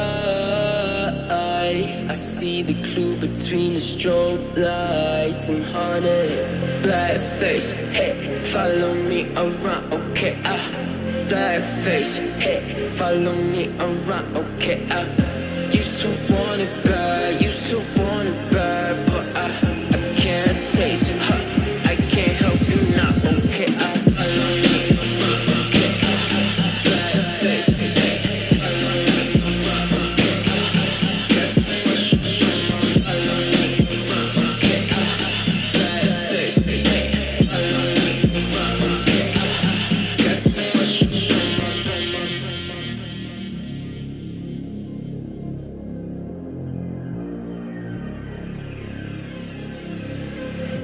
Got too much up on my plate, now I can't think. I said woke up, take a X, and now I'm feeling this is it. Want the money, want the rest. I do purse, not no cess. They say Darnish, why you sad? I said I just need to think. Red tape, got too close, I hate the city. I black face, show you everything you need to your phone. Can't hate it bad. Someone said it's sad. Cause I used to want it bad. I know it's in my head, keep seeing you too many times. Yeah. I know it's in my head, keep seeing you. I know it's in my head. Follow me around, okay, black face, hey. Follow me around, okay, got too much up on my. Follow me around, okay, black face, hey. Follow me around, okay, got too much up on my. Follow me around, okay, black face, hey. Follow me around, okay, got too much up on my. Follow me around, okay, black face, hey.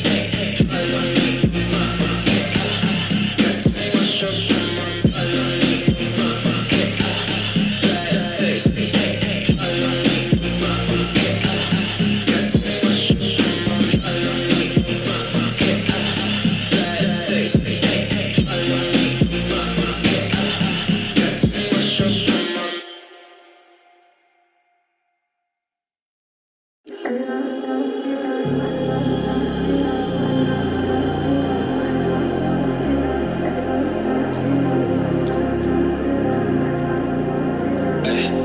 I was in the field, realized I could make it.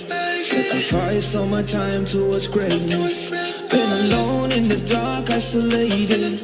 And my dreaming isn't real, what separates me. I never know it's coming my way, yeah. Cold out of stone, stay out of my lane, yeah. Leave me alone. This is my moment, finally found what lights up my fire.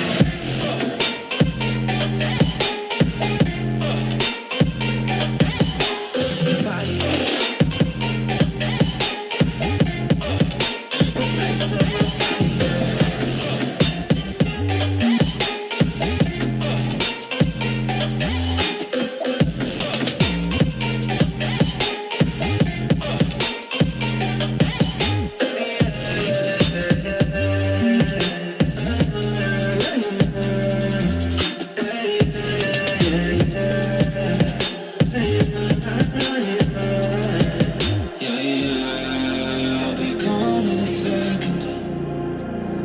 No, I've learned my lessons. I'm picking up my weapons. I'ma be a legend. Keep the energy high as they come and they go. I believe in myself and I'm taking it home. I'm stepping it up to another level. Time moving faster than ever before. They don't really know about honesty, but they don't really grow. Honestly, I cannot be stuck constantly. Consciously is a part of me. And I'll never know it's coming my way. Yeah, cold out of stone, stay out of my lane. Yeah, leave me alone.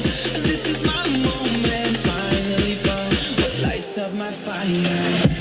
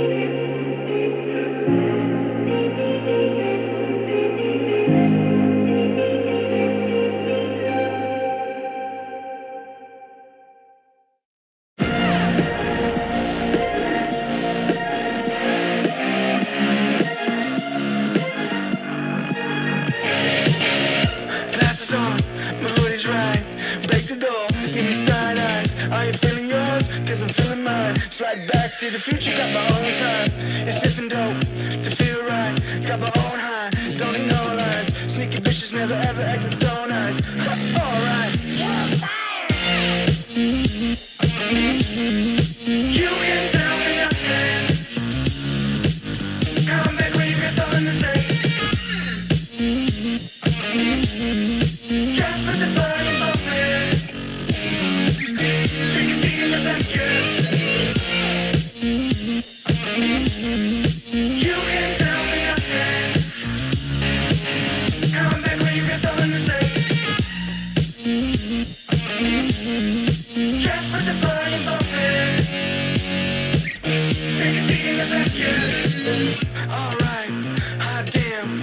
Not worrying about man's got a plan. It's not really about the dough or the time frame. Matter of fact, about to blow up the whole thing. So good, hell I'm all fine. Got a sweet little ooh and it's all mine. My shoe games, class high, hit it all the time. You can tell me nothing. All right, ladies and gents, we are back for game number 3 of Talon up against Boom. Talon taking game 2 there in a pretty strong fashion. Ottoman, what do you expect changed up here for game 3? I mean, we're already looking at the draft. Actually, we can see that Boom Esports, they start off with the FBZ Dawnbreaker, which I like. I didn't think that there's nothing wrong with Timbersaw, but maybe they rely on FBZ Surf to provide a lot of control. You know, that's what we see him do with the Mars, with the Dawnbreaker when they succeed. So I'm glad they're taking away from that damage because there was a lack of stuns in game 2. And I think Boom Esports, they're starting already to adjust that. They're like, yep, let's go with the Dawnbreaker from the start. Talon actually took that in game 2 as a support, but Boom is not like that good. Not letting it slip twice from their hand. Yeah, not going to be allowing that to come out once more. And Talon going to have to shake things up because, again, you look at Boom's ban consistently in the series. It's all been those KP specials immediately taken out.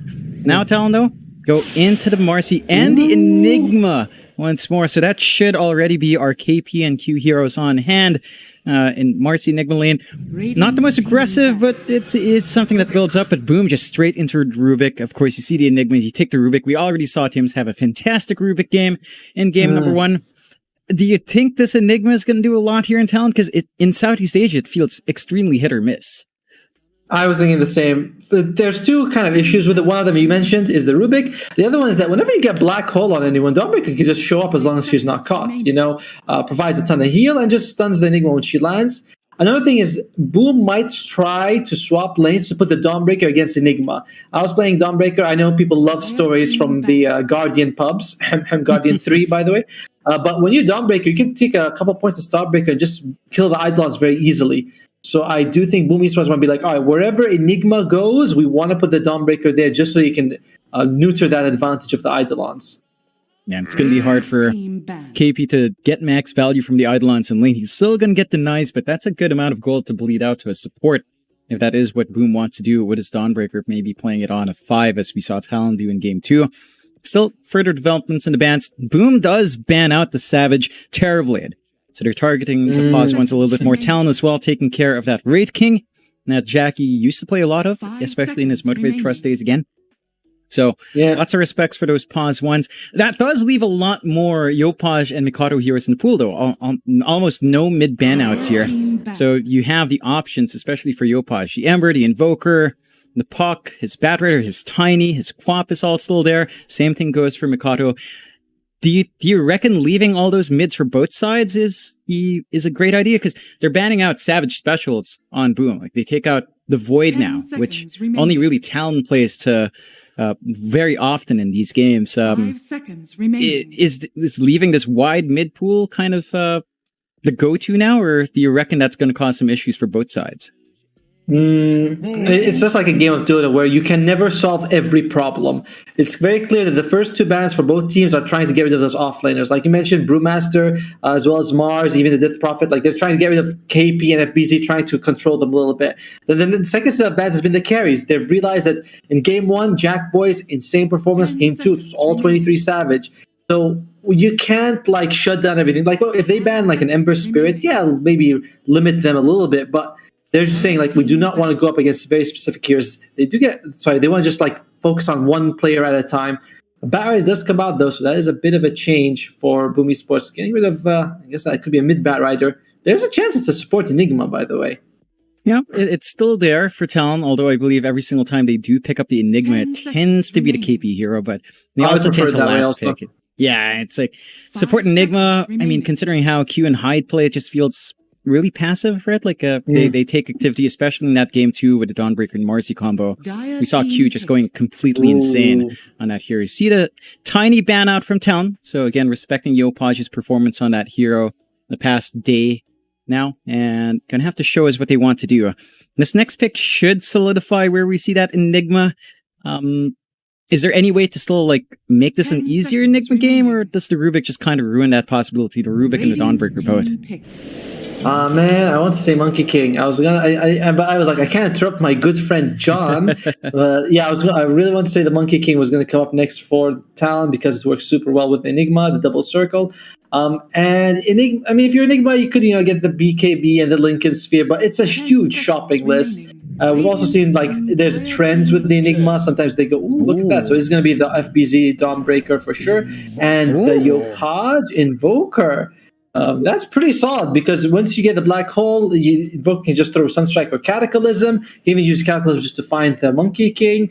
It's a good amount of damage, but look at how sort of squishy the backline is for Boom Esports. You're up against a Monkey King and a Marcy. You should be able to catch these Chen and Rubik quite easily. And Talon could also go for some sort of a very aggressive mid laner because Invoker mid tends to not give you that much early on. So we'll see what they want to go for here. Mikoto was pretty good with the Ember Spirit. And although Ember Spirit versus Invoker is not a very fun matchup, I prefer the Puck. Oh, okay. So we get the Mikado Pangolier instead picked up here. Game 1, not the best showing, and he's still picking the Pango into Tim's Rubik, which we saw be a massive issue. So that rolling cube is still going to be there from Boom. I mean, I have my question marks about the Pango. I still have my question marks about this Chen from Boom. You mentioned Skem enjoying these healing heroes. Is Chen really that good as a healing hero? I mean, sure, Hand of God got buffed a bit. That's kind of nice. Is that really enough? No, but I mean, you are getting other sources of heal as well, like the Solar Guardian plus the Chen heal. That's a pretty good amount. Like, it does nullify quite a lot of damage from the Enigma, not as much for the Monkey King. But Pangolier in this game, I don't know. You give Rubik such a good spell with the Rolling Thunder. I believe it is going to be the Tims this time, not Skim, but it's just... I don't know. It seems very risky for them. Maybe they're going to flex it. Maybe it's a support Enigma and off lane, but the problem still exists no matter what you do. Boom Esports, they do believe also... Sorry, they believe it's going to be a mid Pangolier, so they're getting rid of some of KP's heroes. Nekvo's still in the pool, but I think Talon might want something with a little bit more control here. Yeah, the Necro, I mean, we saw it kind of do pretty good in game number 2. It doesn't feel like gives enough presence if you do shift that Enigma to 5. I think that's the issue. I still feel like that's going to be the KP here, but last picking, say, Q or Hyde is not generally what Talon does, so perhaps still gunning for that flex. I don't also believe that KP plays a lot of Timbersaw nowadays, at least not as much as FBZ, and that FBZ still picks it every now and again. So the last pick for Talon, going to be an interesting one. They do have last pick overall. Boom will have to reveal their cards first. Any big core matchups still left here for Jack to fall back to, Ottomo? For Jack, let's see. I want to say something like a Life Stealer, but there's not much. Like, you can't really save anyone who's been caught by Black Hole because you might just be caught yourself when you try to infest them. Juggernaut. So a lot of the physical damage heroes aren't ideal because you're up against a Monkey King. It could be a pretty good Razor game, actually. Like, for Boobies, I'd say you want to go Razor again. Just maybe not suffer as much in the laning stage because you use the static link on the Monkey King. You just stand there, the Wukong, and you don't really care. You're just going to take all his damage. Enigma's damage is just not generally going to be enough to kill you if you're full HP. And once you get BKB, Pangolier's not a problem. So if I was Jack Boys, I'd say, guys, I know game 2 didn't go our way. Let's go for Razor. Yeah, let's try again. The Razor pick does look really good here for Boom if they want it. Gonna have to show their cards first. Talon will have a little bit of room to adjust. Again, not too much. It feels like the Enigma kind of makes this draft awkward. They go with the Nature's Prophet instead. So they've got this almost global lineup, right? Teleportation in, Dawnbreaker, Solar Guardian in as well. Sunstrike from a million miles away from Yopaj. Chen Heal. And Chen Heal as well to sustain globally. So Boom can play this really run and gun 10 draft. seconds remaining. Do you enjoy seeing this though? Like, I'm trying to recall, Jackie is not 5 a seconds very remaining. big Pos 1 Nature's Prophet player, at least not in the same vein as, say, Natsumi. So, or in the same vein as even Skem when he was playing Pos 1. Maybe he picked up some tricks there, but how are you liking overall this Boom draft? Is it enough with this global ganking? It feels very squishy on their side, honestly. Like, look at Dawnbreaker's tanky, but after that, the other four relatively easy to bring down. Especially the Sports and Vulcanese Prophet. Yeah, they got some decent stats, and especially if you get BKB, but you can bring them down. Pangolier should also just roll in. Like, you can't. You know, the two cores in Ace Prophet and Vulcan, they don't move. They're not very mobile. And look at that. Heroes. Oh God, no! Oh, Yay! okay. It's the 23 Savage Alchemist. So is it gonna be about support Monkey King, or is it gonna be off lane Pango? Yeah. No, There you go. It's still a Mikado Pango coming out. Savage Alch. Now, Talon has picked up this Alchemist multiple times. Well, not multiple, but once before. They gave it to KP. They gave it to Savage this time. Up against potentially the Dawnbreaker. It looks good. What makes this Alchemist nice for you here, Otto? I just feel like he'll be able to outscale the Nature's Prophet by a lot. They don't really see. I don't think they have the damage on Boom Esports to deal with him. Like once these guys Chemical Rage up, there's just no way they can go through him. He can also just frontline for his team. You can put the BKB, gives everyone vision. Plus, you have High to do the same thing for you. And yeah, it just looks like a really solid pick. I don't think the Tims and FBZ will be able. Sorry, it's going to be the carry Dawnbreaker. Oh, okay. Now I'm excited. We messed up. Yeah, okay, FBZ playing the off lane, NP and Jackie on the safe lane Dawn. Now, safe lane Dawn is pretty damn fun, right? Like the itemization's almost the same. BKB, Blank, Shard. You can go for the Deso a little bit faster if you want, and then maybe a Basher. Does the Dawnbreaker do enough against the Alk towards the late game? Like, say, you could have a Spirit Vessel answer from Yopaj, and BKB on Alk or a Manta might be enough. Is that still enough from Jackie? No, I still favor Talon's draft quite a bit, but you did make a good point about Yopaj getting that fast vessel. Alchemist, you want to get the Radiance, oftentimes you want to get the Blink Dagger after, then you want to get the BKB. It does give enough time for Yopaj to get a Spirit Vessel, maybe a couple of kills off, slowing him down.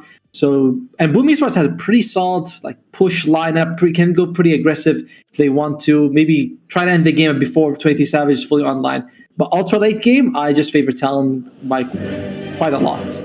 Now, we'll see if Talon can hit that ultra late game. I think the one ace up the sleeve here for Boom is that Tim's Rubik, which is highlighted here in the versus screen. I mean, again, he had fantastic game one with all those stolen rolls. He's got Black Hole to steal. He's got the roll to steal. He's got Wukongs. He's got a lot under his tool belt here in this game. So it feels like this game will actually be on the back of Tim's and possibly Yopaj here as well.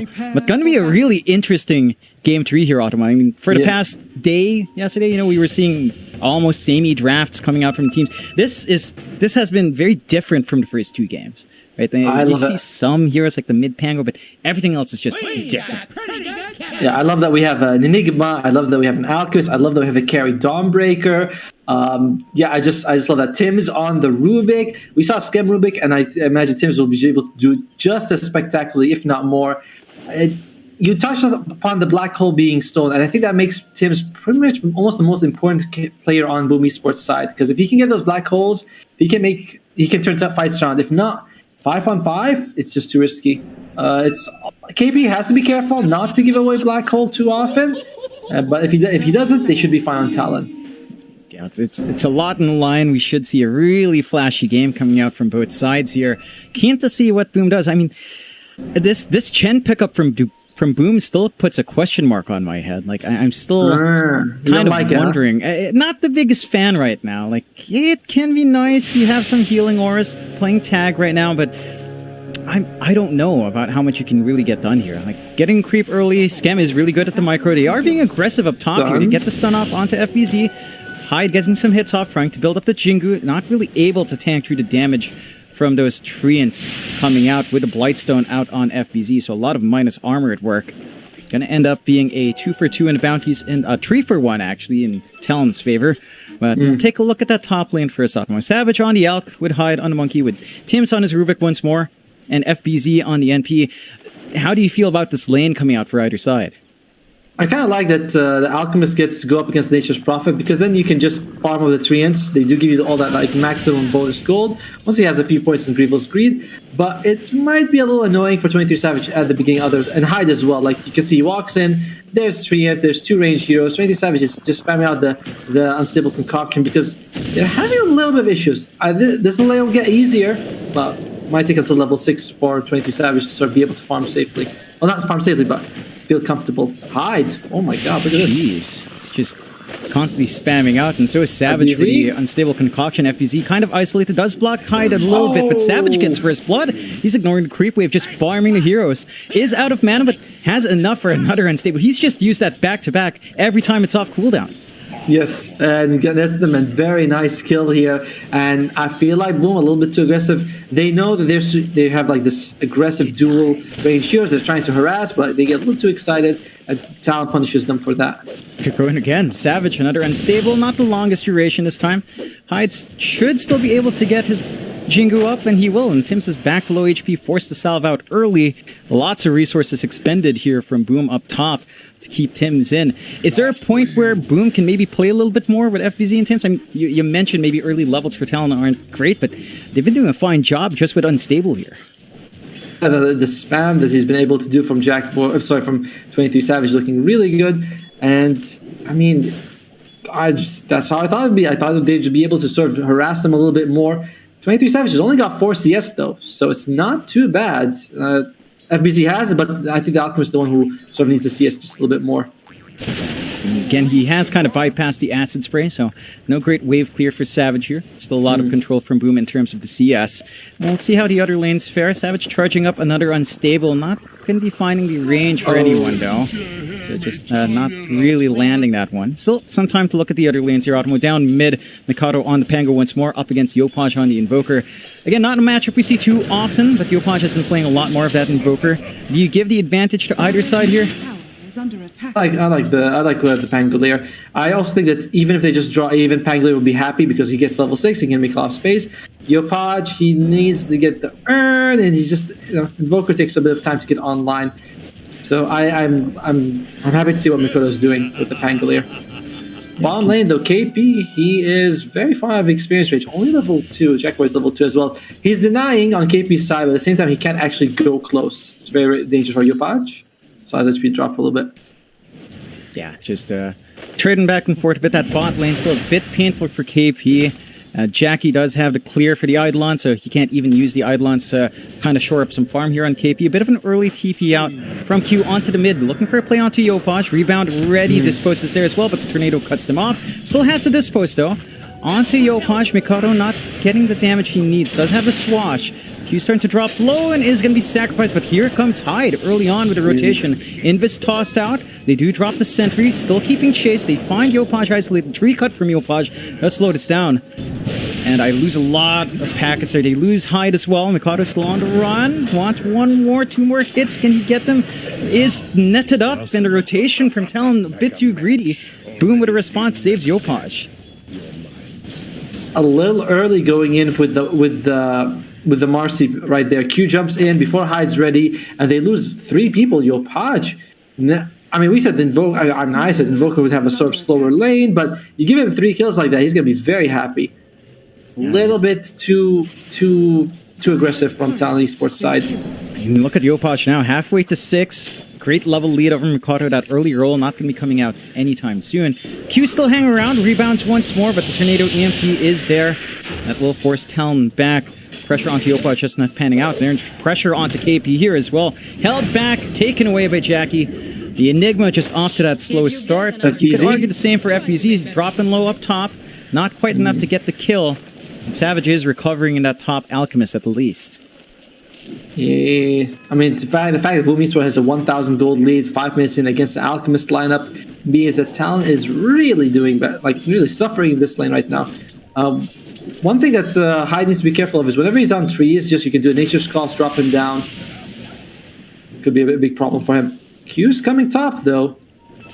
Looking to be aggressive, but that mobility is scouted out by the Treants, so not going to be able to get too aggressive here onto FBZ. Down mid, we do see a little bit of a runaround here from Skem, using that Holy Persuasion really well with his creep army, farming out the small camp, cutting off Mikado's source of farm, and just getting some good roots off with the creeps. So, again, just getting the aggression you'd want to see from the Chen. His early impact has been great. There is a scan out from Talon. They do spot FBZ in that jungle. Are they going to try to make a play? Hyde scouting out. Rebound again, ready on Q. You see FBZ. Are they enough with just the two supports here? It doesn't look like they'll fully commit. It's down mid. They're jumping onto Mikado. Cold snap there, EMP as well. No swash, but does have the shield crash up top. So Mikado is going to be safe. They still are surrounding, but they secured a regen rune for Yopaj. Going to be feeling great for that. And again, just emphasizing mid. Playing really well with his early aggression. Even FBZ showing up for that shove in.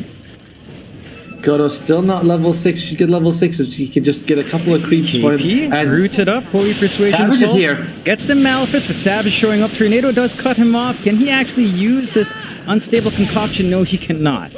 Cut off the aggression, but that's so many heroes showing up to stop that. It's 5 heroes from Talon on mid, freeing up the side lanes in a big way for Boom.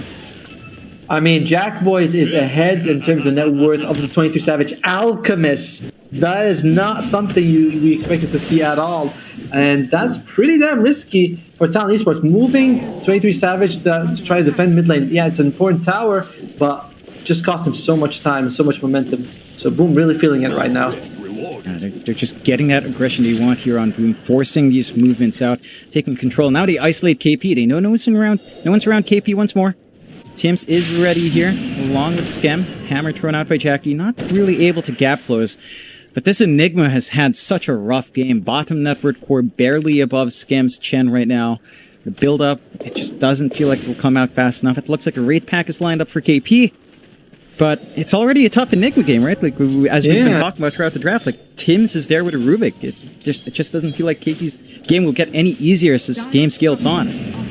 And also, it does feel like maybe this might be one of those Blink Dagger games. I know he wants the Wraith back. It's a great item. You know, it gives you extra damage, versus the enemy's damage. It's just an extra target. But you might need the the Blink Dagger, so you can actually jump and catch the Rubik. You know, it's like walking in slowly with just boots. Might make it very easy for Tim to steal the black hole. Yep. Do want to try to walk down. FBZ does rotate back onto the mid. Has his level 6 up, level 3 Nature's Call ready. So they can get that push going once more with a Frost Armor as well to play with from Skem. Mikado and Hyde holding this mid. We do spot Q out on the side. We'll be able to find that Marcy, no problem. So a bit of a slower game for Q here as well. And still managing to get that shove in down mid. FBZ, again, just confident enough to show up early.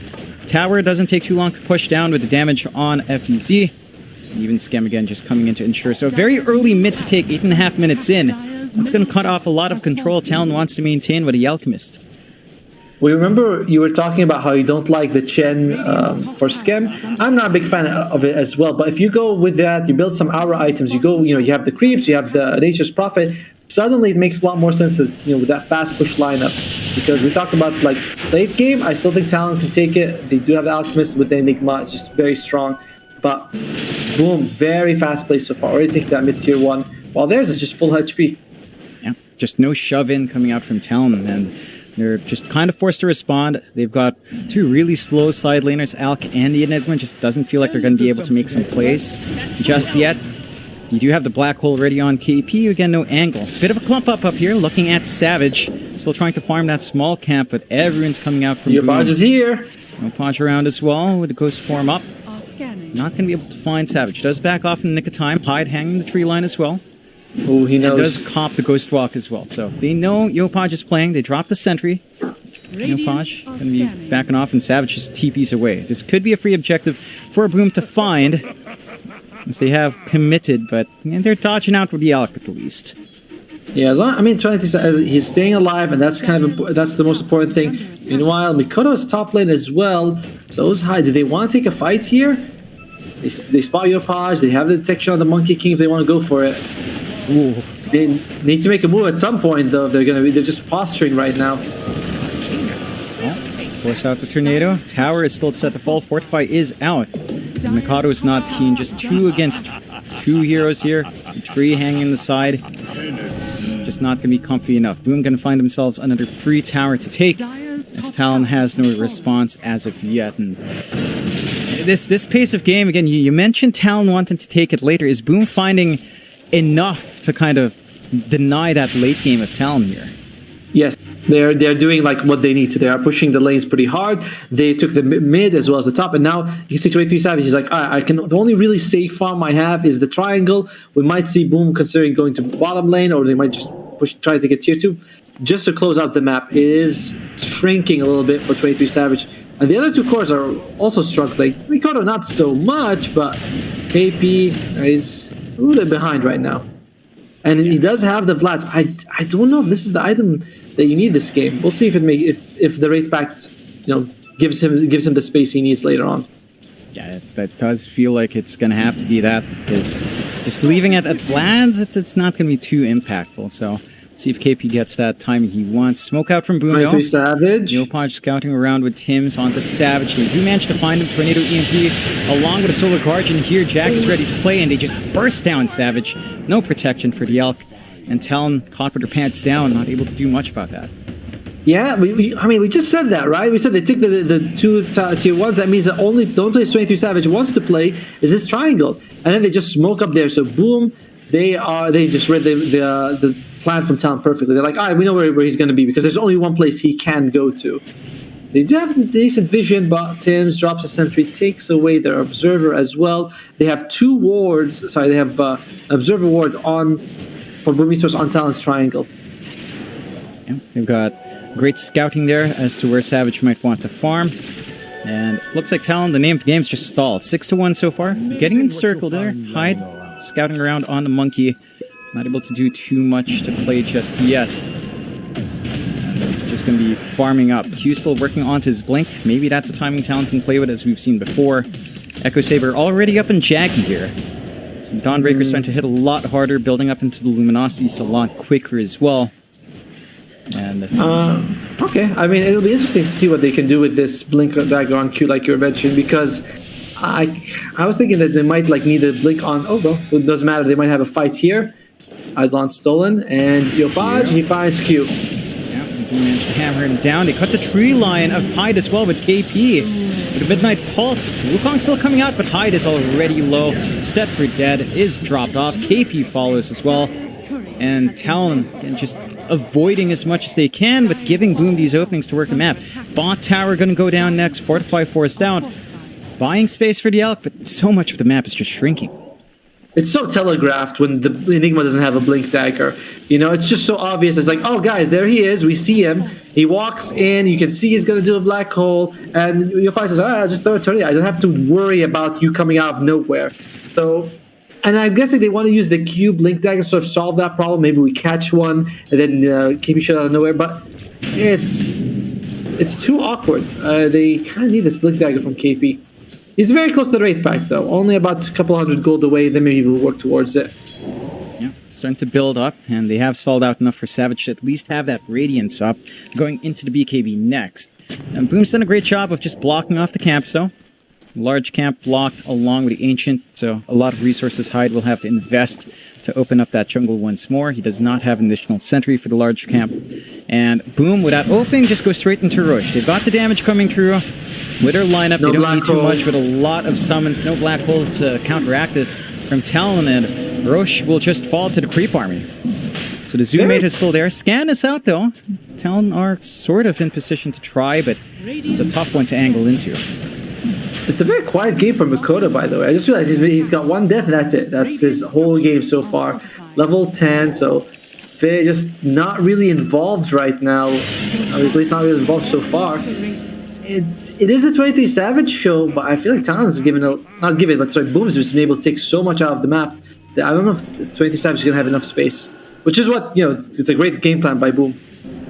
Yeah, they're just forcing them to go all in on the Elk. And they still maintain that network lead against the Elk. A 2k above for Savage on everyone else, but a 2k lead overall for Boom with how slow everyone else has had here. Mainly on the supports. Like Q and Hyde are very, very poor in comparison to Tims and Skem.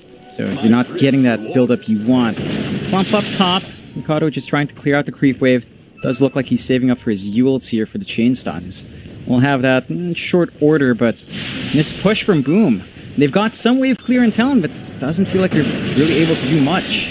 Mikoto, silenced here. Radiant's Tornado. courier has been Easy does manage to spot him with a treant, and Mikado is just stuck. No BKB, no Yules up, is taken away. And Boom should be able to find that tier 2 up top with no contestation. Talon just unable to do much. They forced the Fortify out. And stalling it out just a little bit, but the next creep wave is here. The army's still around. Scam even smokes up to save his own creeps. And they'll just get straight to it. I like what they did with the Aegis, by the way. They gave it to Yopaj, not to Jackboy, because they're like, all right, Yopaj is going to be usually the front line. He's either going to walk in, with his Ghost Walk. If he dies, it's, we want him to have a second life. Whereas Jackboy is going to enter the fight a bit later with the Solar Guardian. He's not as threatened. So very nice sort of prioritization. And plus, I think Dawnbreaker is going to have the BKB delivered momentarily.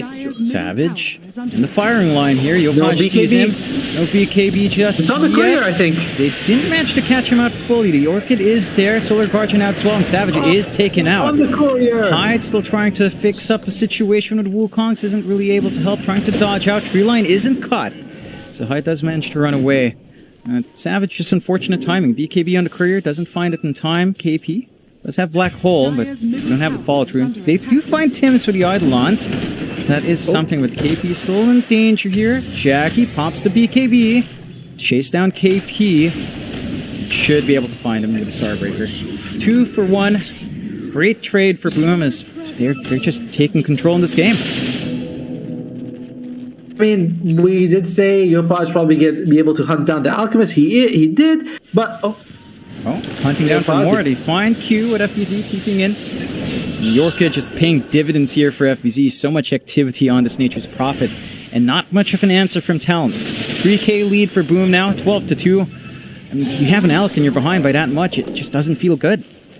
No, it's because you're behind by a lot more than 3k realistically. Because I mean, I love Alex's skills just to give you more gold, and the fact that he's not able to do anything with that. It's tough. He's going to go for the Blink Dagger. I feel like he's not going to be able to really fight until he has the Salt Cuirass. Blink Dagger will help a lot, but they might just wait for the Salt Cuirass. Then we'll have to be like, we'll know. Did they make enough space for on Talon's side to give 23 Savage a fair game, or was it just like Boomies was just too aggressive? Because they got a tier 2 top already. They've just got so much map control on their side. Yeah, they've shut down a lot of this map, and we haven't even seen any big steals from Tims in comparison to game 1. He hasn't needed to. They just run down. They've got an amazing creep army to play with Scam. They've got the sustain coming through as well, which is actually showing up on that Chen. We haven't even seen a big hand of God. They're just not able to rip through on the side of Talon. And a 5k lead for Boom. Things are getting very dire for Talon here. But Boom, they're looking great. Bouncing back after game 2. Now are making plays down on KP as well. Raid pack is up to stall a bit, but not going to be living through this one. Although finding the opportunity to get the stun onto Yopaj. They get the unstable concoction, but Savage is trapped up. Quelling Blade on cooldown. Held back. Solar Guardian coming through here as well. Should still find Yopaj, but he still had Aegis. Jackie rips through onto Q. Looking for more secondary life from Yopaj. Silence out onto Rapango, but stun out onto FBZ. Hand of God is out. Oh, Mikado just melts to the output. They can't even find FBZ in the end. And Talon just lose everything. They take Aegis, but it was about to expire anyway.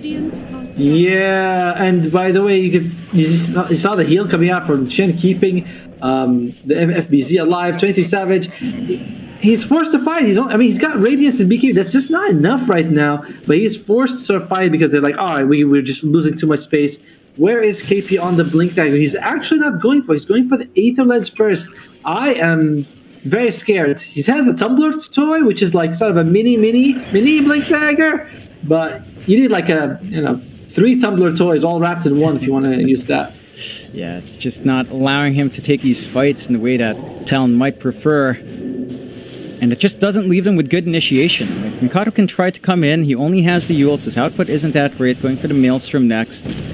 And just gets blown apart if he is focused down. Savage, he's in the front line. No BKB here. Might get taken out. They get the stun off onto Tims. Tango rolling in. Trying to get damage onto Skem. The rolls out, just bouncing around the cliffside, not finding anyone. They do find Skem. Can they get this kill? Gonna be the third kill of the game Ooh, for Talon. They black do hole. manage to find it. KP still looking for the angle for the black hole. Is silenced up. Might be able to find it. They should be able to find FPZ as well. Yopaj on the run. They only have sentries, no dust. That is probably the first favorable fight for Talon, but even then it looks pretty damn awkward to make happen. To be fair, they didn't have to use the black hole, so they were kind of okay with it. I thought for sure KP was going to get a black hole on both Yopaj and FBZ, but a very quick Orchid from KP saves Yopaj's life. He dies in the end. It's a good move for Talon. Like, they are happy with what just happened, and they are happy that they saved the black hole as well. It makes it very awkward now for Boom Esports. Do they want to fight? We'll see. By the way, check out Skim's farm, 6,300. KP is only 7,000 farm. This is a very, very farm chin. He's actually going for a pipe, which negates a lot of the damage from the Radiance, and he already has the mech. So, Chen, basically core in this game. He's been playing really well. That early presence out from Skim to show up mid. His micro's been on point. They catch out KP once more. And he manages to Tumbler's toy away in time. Q jumping in. It's going to be the sacrifice here. So they still find something for their efforts. Hyde still keeping an eye out, but shouldn't have anyone to follow up from him. And check out what still trying to stall. Check out what 23 Savage went for. He decided not to go for the Blink Dagger or the Salt Grenade, instead going for the Heart. Just want to have as much health as possible, as much regen as possible. That is an interesting. There is no Spirit Vessel on the enemy side, by the way. Yopaj never upgraded it. And 20 Savage is like, oh, okay. You guys are going to have damage issues, then might as well take advantage of that. Yeah, he is going to be a long tanker with that up. You do have good physical coming out, though, with the Desolator on Jackie, so the Dawnbreaker can still be a massive burst issue right in front of you, despite all that HP. Not much armor on the Alchemist to kind of deal with that. We'll see if it will pay off, as it is 16-4 with a 6k lead for Boom. Still looking like a great game for them, and Talon still playing on the back foot.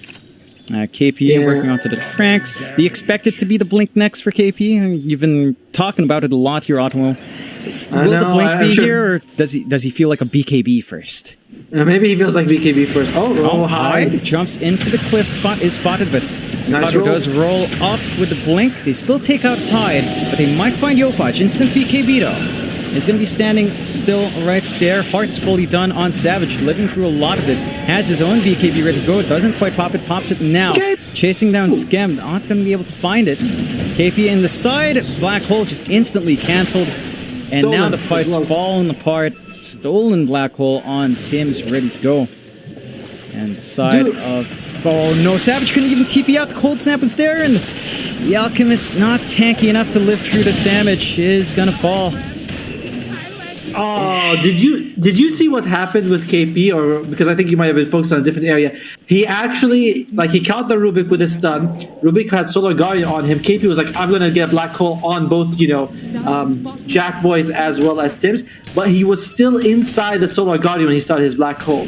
So Jack Boys just shows up, stuns him, gets the kill.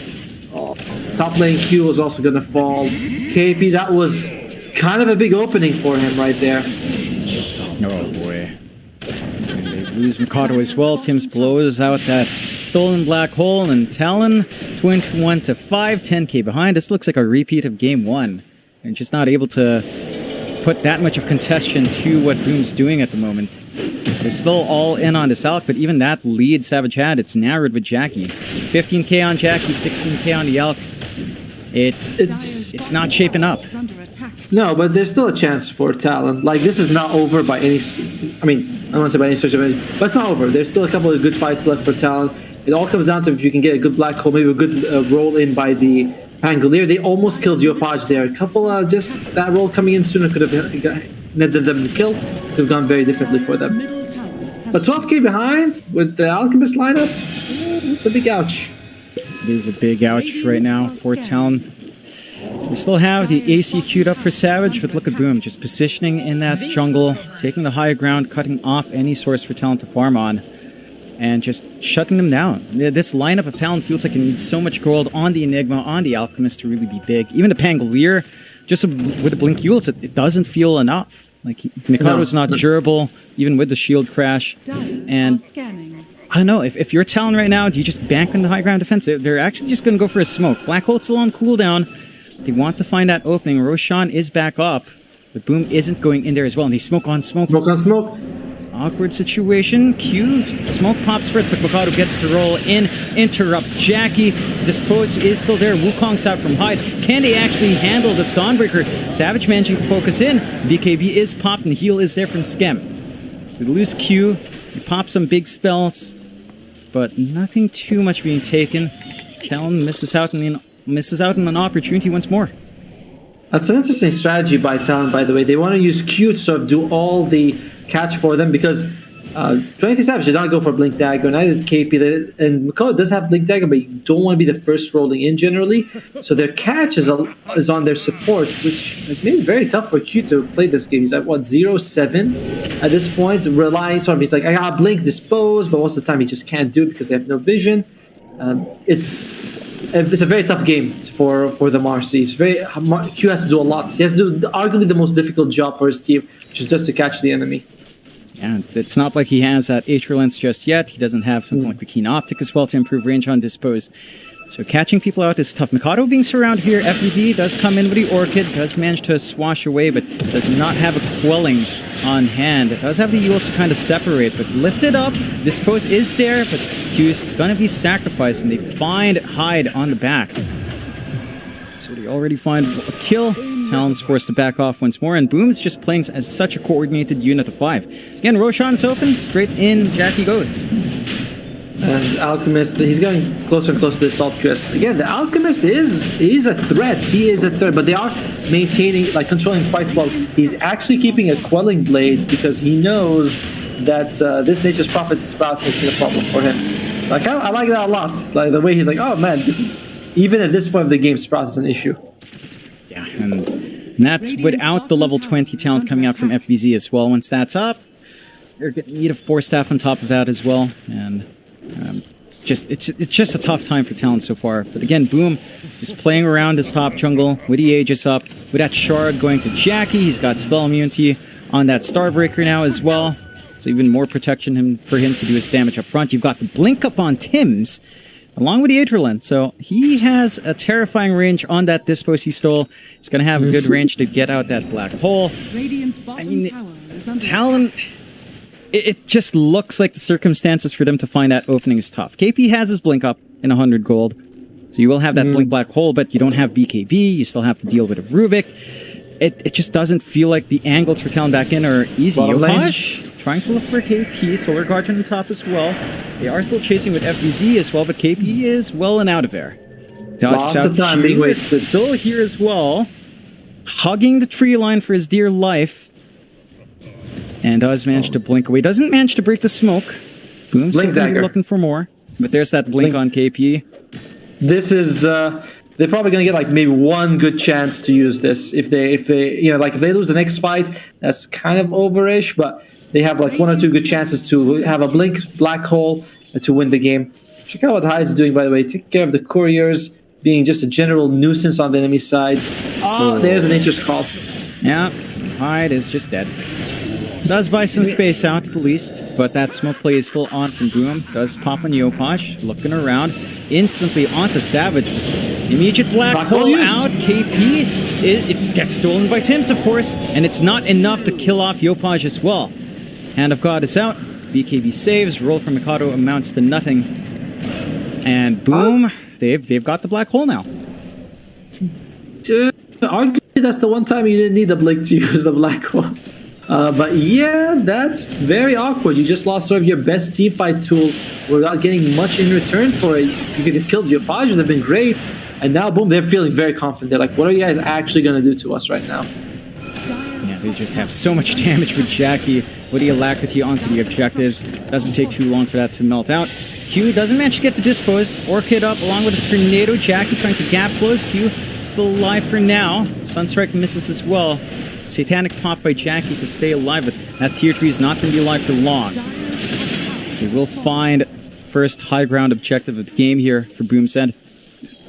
Salt Cuirass is finished on 23 Savage. That'll help, but they Hyde? find Hyde, lift back. Starbreaker does miss with a lift, but Hyde's still set to fall. Savage can't even gap close. Doesn't have BKB. Trying to go onto Jackie, but doesn't have output. He just doesn't really have damage on the Elk.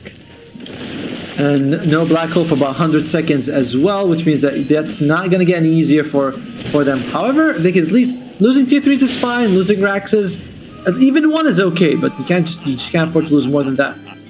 25 to 5. This is 5 kills for Talon. I just realized that they've only gotten 5 kills this whole game. Yeah, they've not been able to get anything off of Boom so far.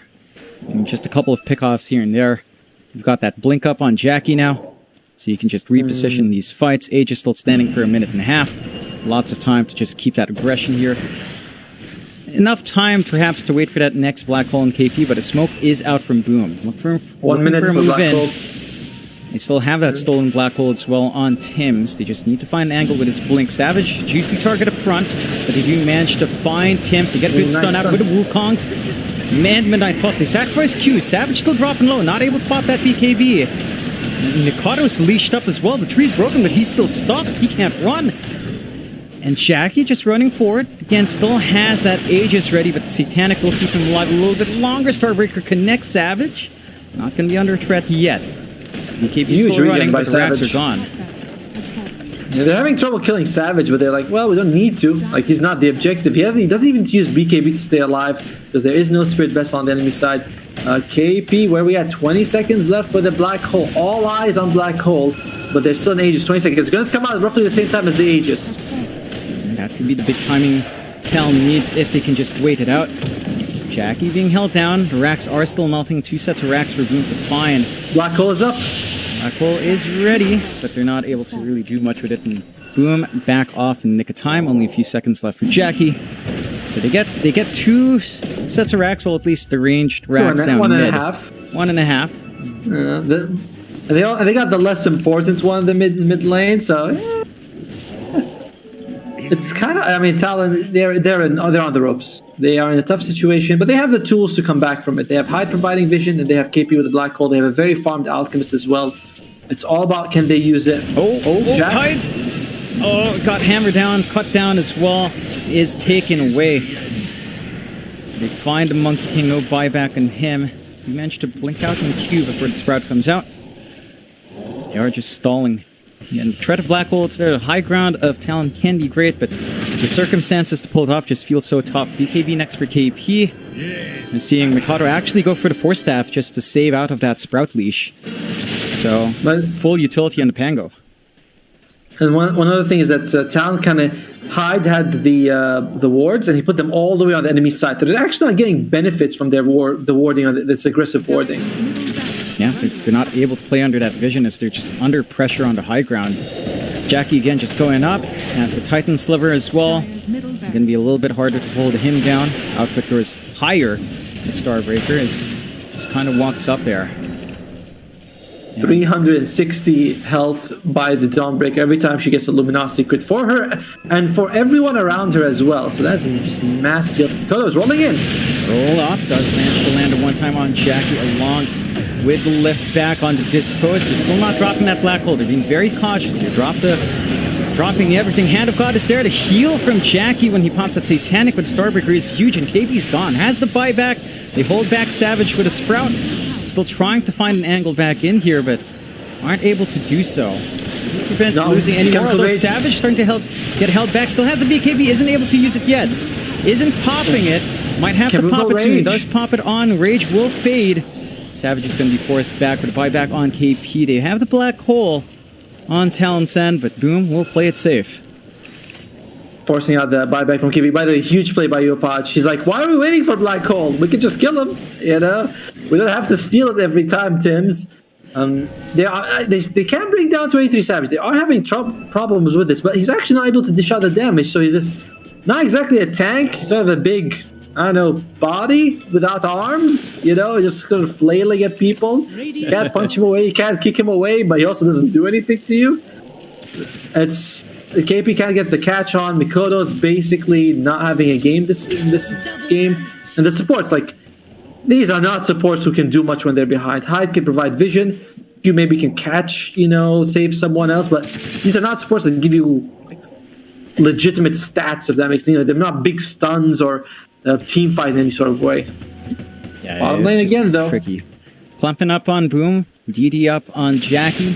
output on this Dawnbreaker is amazing, and we'll have the, I believe the strength blink up soon. So the overwhelming is going to be ready, more damage coming through, and better initiation angles for Boom as they fully smoke up.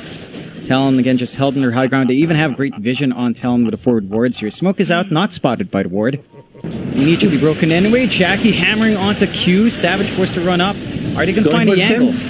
Trying to go for Tim's first. The Glimmer Cape does save for now. His hide is set to fall as well. Buyback on Q. Still looking for something to work.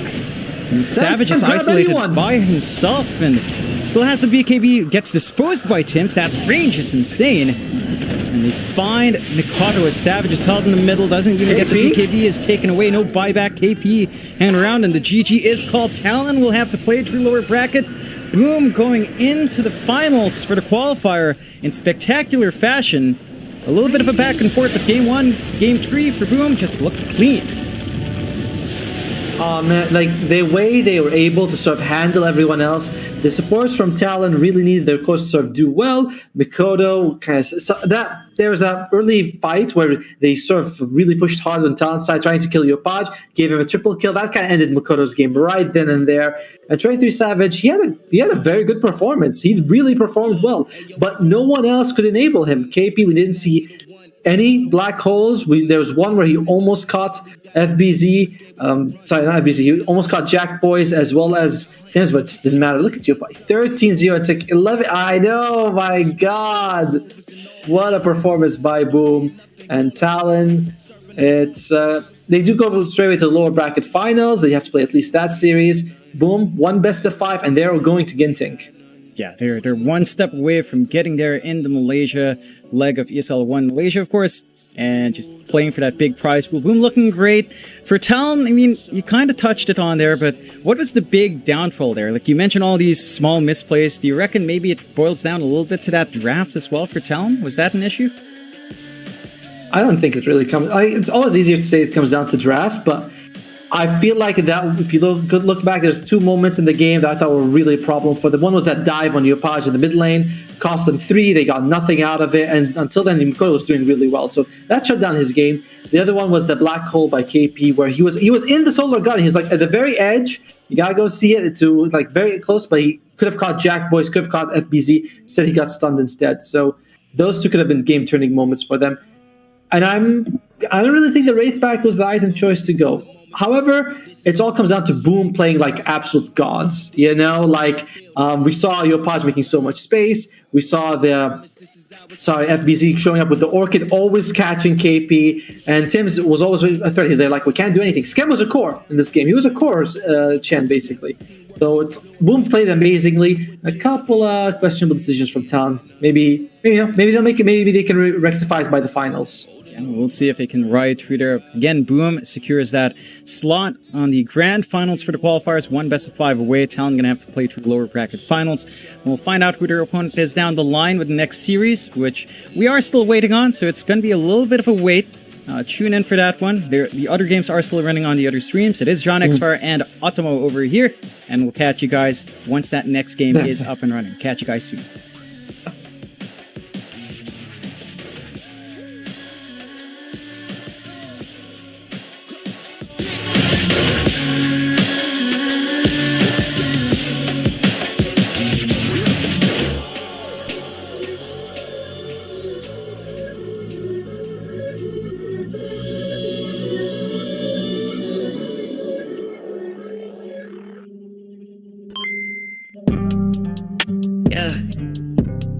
Yeah. Black sheep. I don't even write no more, man. Tell him, yo, God. can't you come over? On my contra shit commando. Pulling up with clips extendo. That's no game Nintendo. I don't ever run out of ammo. I'm gon' need me a benzo. No fake friends, no pretend. Yo, think I might have found my 10. Posted up in my tent. Watch your man go dumb, go stupid. If you're the best, then prove it. Got no words, be quiet, stay moving. I got a bag, won't lose it. Watch your man go dumb, go stupid. If you're the best, then prove it. Got no words, be quiet, stay moving. I got a bag, won't lose it. Niggas get substituted. Nigga, you're not recruited. Cause you're too damn scared to use it. The truth is, you're useless. What? I'm ruthless. Yeah, I've proved this. Keep capping, I'ma leave you toothless. What? You're so dumb to choose this. Yeah, ain't going outside. I make it work. I'm in my bag. That's every purse on my back. Is that your girl? She got an ass. She make it twerk. And why you mad? I got her first. You say you rap. You got a verse. I say the swag. You probably hurt. Back to the lab. You gotta search. On my contra shit commando. Yeah. Pulling up with clips extendo. That's no game Nintendo. I don't ever run out of ammo. I'm gon' need me a benzo. No fake friends, no pretend. No, think I might've found my tempo. Posted up in my tempo. Watch your man go dumb, go stupid. If you're the best, then prove it. Got no words, be quiet, stay moving. I got a bag, won't lose it. Watch your man go dumb, go stupid. If you're the best, then prove it. Got no words, be quiet, stay moving. I got a bag, won't lose it. Why are these boys so stupid? Counting me out now, I'm counting my money. I'm probably gon' cop me a new wrist. Y'all gon' think I'm a nuisance. New sound, know me, who this? Yeah, bitch, I made some improvements. Me and the gang been bowling. Your shawty gon' think we're the coolest. LSA say we got clips. We bout to make it a movie. I make a hit I can't miss. Damn, the charts might sue me. The way I be stacking my chips, stack it up, probably the bank gon' sue me. Watch your man go dumb, go stupid, cause your mans can't fool me. On my contra shit commando. Pulling up with clips extendo. That's no game Nintendo. I don't ever run out of ammo. I'm gon' need me a benzo. No fake friends, no pretend. No, think I might've found my tempo. Posted up in my tempo. Watch your man go dumb, go stupid. If you're the best, then prove it. Got no words, be quiet, stay moving. I got a bag, won't lose it. Watch your man go dumb, go stupid. If you're the best, then prove it. Got no words, be quiet, stay moving. I got a bag, won't lose it.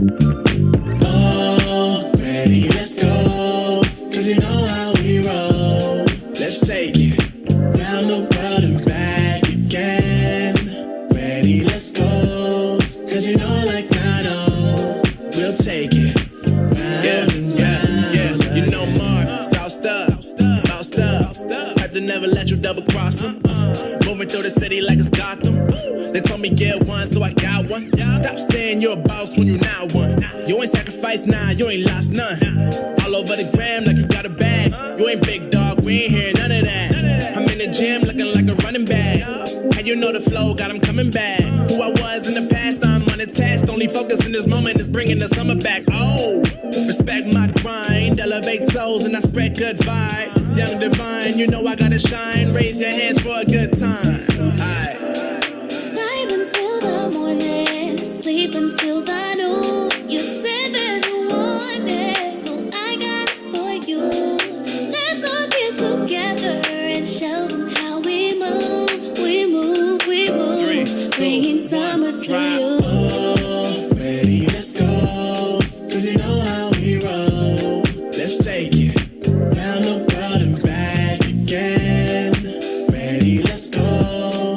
Cause you know like I know, we'll take it round and round. Yo, hold up, let me switch my flow up. Back in high school, they were telling me I'll blow up. Doing talent shows and man, everyone would show up. Got in an accident and still made it for them to go nuts. You know what? I'm so what? I'm so That means I can't describe the way I vibe, the way I slide. And with the rhymes that make the dimes, I'll close their eyes and fantasize. Young divine calling their phone number. Yeah. No, you know I love it. And you know me, I can't sleep without blazing beats on stages for their ones gracefully. And I got a smile that they hate to see. Young black successful, though life gets stressful. Though life gets stressful, go and vibe out with whoever you next to. Vibe until the morning, sleep until the noon. You said that you want it, so I got it for you. Let's all get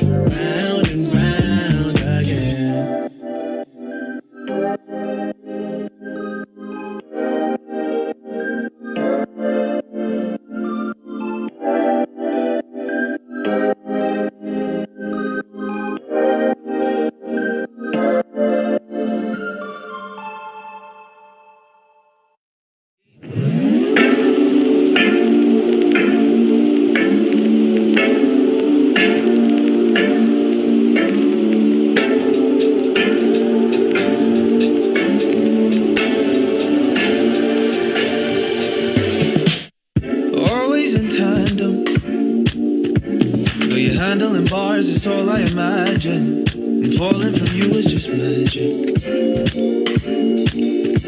Is it too much to ask to make us authentic? Before you go, you have to know that we were only after all, so you could tell your friends when you see them at the weekend. I can pretend that we wouldn't speak then. It's morning over me. A good evening for you, 'cause I'm heaving for you. It's morning over me. A good evening, 'cause I'm heaving. It's morning over me. A good evening for you, 'cause I'm heaving for you. It's morning over me. A good evening, 'cause I'm heaving. Opening scars to know that we have them. Well, how many times I told you I have them. Still falling from you was just magic. I loved it, yeah. And a phone call from you would be goddamn fantastic. Before you go, you have to know that we were only after all, so you could tell your friends when you see them at the weekend. I can pretend that we wouldn't speak then. It's morning over me. A good evening for you, 'cause I'm heaving for you. It's morning over me. A good evening, 'cause I'm heaving. It's morning over me. A good evening for you, 'cause I'm heaving for you. It's morning over me.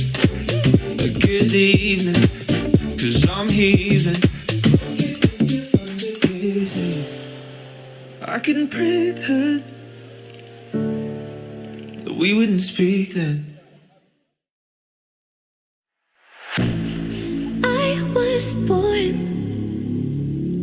like a fire in the eye of a hurricane. Always told, stay in line, be alright, better play it safe. I walk a different path, nothing can hold me back. I've passed the point of no return. Something is calling me, it's in the air that I breathe. Bring me back to life again. Dancing with my fear, burning with desire. We gon' take it to the edge. Ain't coming out. Fuck? And you can't hurt to be careful at this point for Polaris. 25k.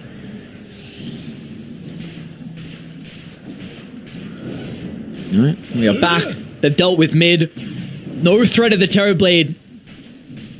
Getting creative with going for the Jugular. They're going to be in with a combo. The kisses. There's the artillery, but Buck looks like he's got enough distance back towards the tier 4 towers. That's a big TD. That's one of their main TB killers. So no kisses. Radiant's First bottom 80 tower seconds. is under See, Mavis force a beautiful use of the gem. Oh, that's crafty. Force using the active to see the Trimp Protector in the tree line. It's going to buy back at least to play with. are under attack. There's only one Ravage to work with here on box, so he has to find the $1 million Ravage. Just chucking in for vision. Bottom barracks are under attack. Dude, they take... It's so slow to get these objectives. Oh my lord. What's the probability? What do you reckon the probability is? You take a guess. It's got, 98%? Oh my. Daddy Gavin does not say that at all. We got 24% for TNC. Really? Yeah, I'm a little bit surprised as well. It just does not... That is very surprising. Daddy Gaben is very lenient, I suppose. Granted, 30k gold lead at 55 minutes. Gold leads just don't matter as much once you get into these crazy late game scenarios. But it just feels like I just don't know how the Terrorblade survives a fight. It's got to be some crazy rat shenanigans, I feel like, from TNC to pull this out. The observer ward. Especially now that the Snapfire, by the way, completed refresher ward. Yeah, I saw that. I'm like, all right. Oh Why not? Is under attack. Oh, Mavis. Radiant's bottom barracks. Lelouch doesn't give them the information.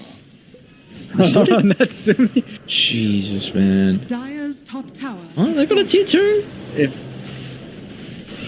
forced the back as well. They're doing their best here on TNC. That's enough time for Terrorblade's buyback to be up. They're doing their damnedest to delay this game. The question is really just like, what are you delaying for? I'm not sure what item you need. It feels like you need like a rapier. Carlo top lane should be able to secure the kill. I can't imagine he's going to be too crafty with the TP out. Sure. Yep, pops the refresher. Even for this, Carlo's working with a buyback. Quickly to mention a butterfly. Oh, Krish is outside the base. Let's see if he can get the Wind Waker up at Natsumi. He's happy with dropping the Cronus here to secure the kill. That's a second death on Krish, but a vital death without a buyback. He has buyback available, but he actually is short 500 gold. Radiant's middle barracks. They're trying to get these bounty runes, but it's not going to be quite enough. They're going to need like 5 more bounty runes to give him buyback. So that's going to be 2 minutes without their coddle. They're going to see Natsumi has a butterfly as well, so the Terrorblade, no way to be able to pierce through this. Radiant's middle barracks. Radiant's middle barracks. And he can definitely play without boots with that time walk range and shard. Big window of opportunity. Creeps, why not? Polaris, they're looking to close this one out slowly but surely. Radiant's top barracks has fallen. Do you make a play here? Or just wait for everyone to be alive? They do have the heroes to be able to defend Megas. They're going to jump block though. You have the damage to fight without your coddle. He's so much of their control with that sheep stick. It feels like at this point you almost have to wait, right? The Megas are already coming. Well, they're going to be forced to do something. You need to stop. You got to not stop Natsumi first. And fuck, he's jumped in already. A bit of an opening with the blink being on cooldown. Sumi just stacking up the damage, trying to force some reaction, seeing if the poking and prodding will reveal the TNC members. Krish is up in 30, so they bought enough time. It comes, of course, at the cost of the mega creeps. And they will back Roshan 15 seconds. So just better safe than sorry. There's really no point to not come back for Roche. Radiant for Polaris at this point. Although they haven't, you gotta actually go in the pit to see Roche. It's goddamn Abyssal Blade now. Are you this? I don't know if this Bloodthorn item on Aster is gonna be enough. It's like you're at a stage now. I don't know if you can consider Rapier because of the butterfly. Like, that is such an issue. The blood, it seems like he's just trying to itemize to find the backlines. It's just there's so much mobility from the Faceless Void and the Ember Spirit. Are you ever really gonna find the backlines without Polaris connecting? Roshan has fallen to the Gift of eternity. What do we got? Last Ags, yeah, it's going to the Warlock. So he now has Ags Refresher on AU. They are aware of Aster's position. They circled out. They are hunting. Yeah, they're going to continue. Asta has just been a menace on cutting these waves. He's going to get another wave top. Oh, they see him under the ward. They see him under the ward. Yo, Asta, he can't get out. They've got Chrono. There's no way Asta makes it out. Oh, what? Dear. No, that's not supposed to happen like this. Chrono, is he going to drop it? He's going to try and duke with the illusion. Oh, Asta, they'll fight him now. Natsumi, Chrono just onto the edge. The rock for good measure as well. Asta's got a buyback. What? Catch the damn rat. Oh, no, dude. As we do hit 60-minute neutral items, though. What neutral items? could save this game. First, I don't know if TNC are going to get any neutral items. They got Fallen Sky, so that's not a horrible one. Maybe, yeah. I mean, Fallen Sky's okay. Is there any game? Ex Machina could maybe change the game. It gives the Terrorblade another BKB. But Polaris, they get the luxury. They force the buyback out of the Terrorblade. They can now get all of their neutrals as they find a. So let's see. Fallen Sky. What does Faceless Void want? He probably wants Pirate Hat, right? Oh, Mirror Shield is very nice as well. They got their own Ex Machina too. Plus 20 armor is going to be a lot versus the Terrorblade. Extra BKBs to play with, which is really nice. You could even consider Marcy holding it for the double Abyssal Blade if you really want to get crazy with it. Yeah, you generally, I think you generally just want the Machina for the double BKB on whoever. So probably Marcy. I think I agree with that decision, but it looks like Force is taking the Mirror Shield for now. So I think that's also very nice, especially against the Coddle, right? All of Coddle's stuff reflected by that Mirror Shield. Yo, the BKB TP, they've got the Abyssal though. Oh no, Krish, again, another core surrounded. He's got a buyback at least, but you want to be using these buybacks for the team fights. Daddy Gaben was feeling pretty good about TNC's chances, what, 10 minutes ago? Well, what are the odds now? I think before let's see, 5% now. That's pretty generous still. Look, it's an early BKB usage out of Lelouch. Gonna try and play around with the first Ravage. Where's Asta for the damage? Look at the Terrorblade. He's scared at the moment with that buyback used prior. Really hesitant about trying to jump in. Natsumi, he just throws it. The Chrono onto all four with the Mortimer Kisses for good measure. Natsumi, he's got the Aegis, a second round of the Chrono to play with if required. They're going to be cautious though because the Ember Spirit taking a lot of damage. They'll get the kill. Asta from afar, starting to get the right clicks going. They're going to be forced to reset the position. Box in a little bit of trouble at the moment. The drag back thanks to the Dispose. Box not an easy kill. Natsumi trying to lock onto his target, another force to reposition. They're putting all their attention solely to deal with the Tide Hunter, but there we go. Secondary use of the Chrono, locking in multiple heroes, the Rock for good measure, and it looks like Polaris, they'll be moving on, knocking out TNC from the ESL 1 Malaysia qualifiers. It was such a crazy game 3, going over 60 minutes. Without the Terrorblade and the creeps inside the base and all the golems to be able to deal with the objectives, they can get some hero kills or they can turn to the Jugular to cut them out for the final game. What a way to close this series out though. My oh my. When I said we were going the distance at the end of game 2, this is not quite what I had envisioned or how game 3 would go, but honestly, I wouldn't have it any other way. Game 3, 60 plus minutes. We had it all. Back and forth, crazy team fights. And Polaris, they managed to pull it out after it did not look good for them. Let's just keep that in mind. The game did not look good for the first 20 minutes of this game. But they were very patient and they used this Chrono Kisses combination. They used it about as well as you could ask for. Yeah, without a doubt. I think man, look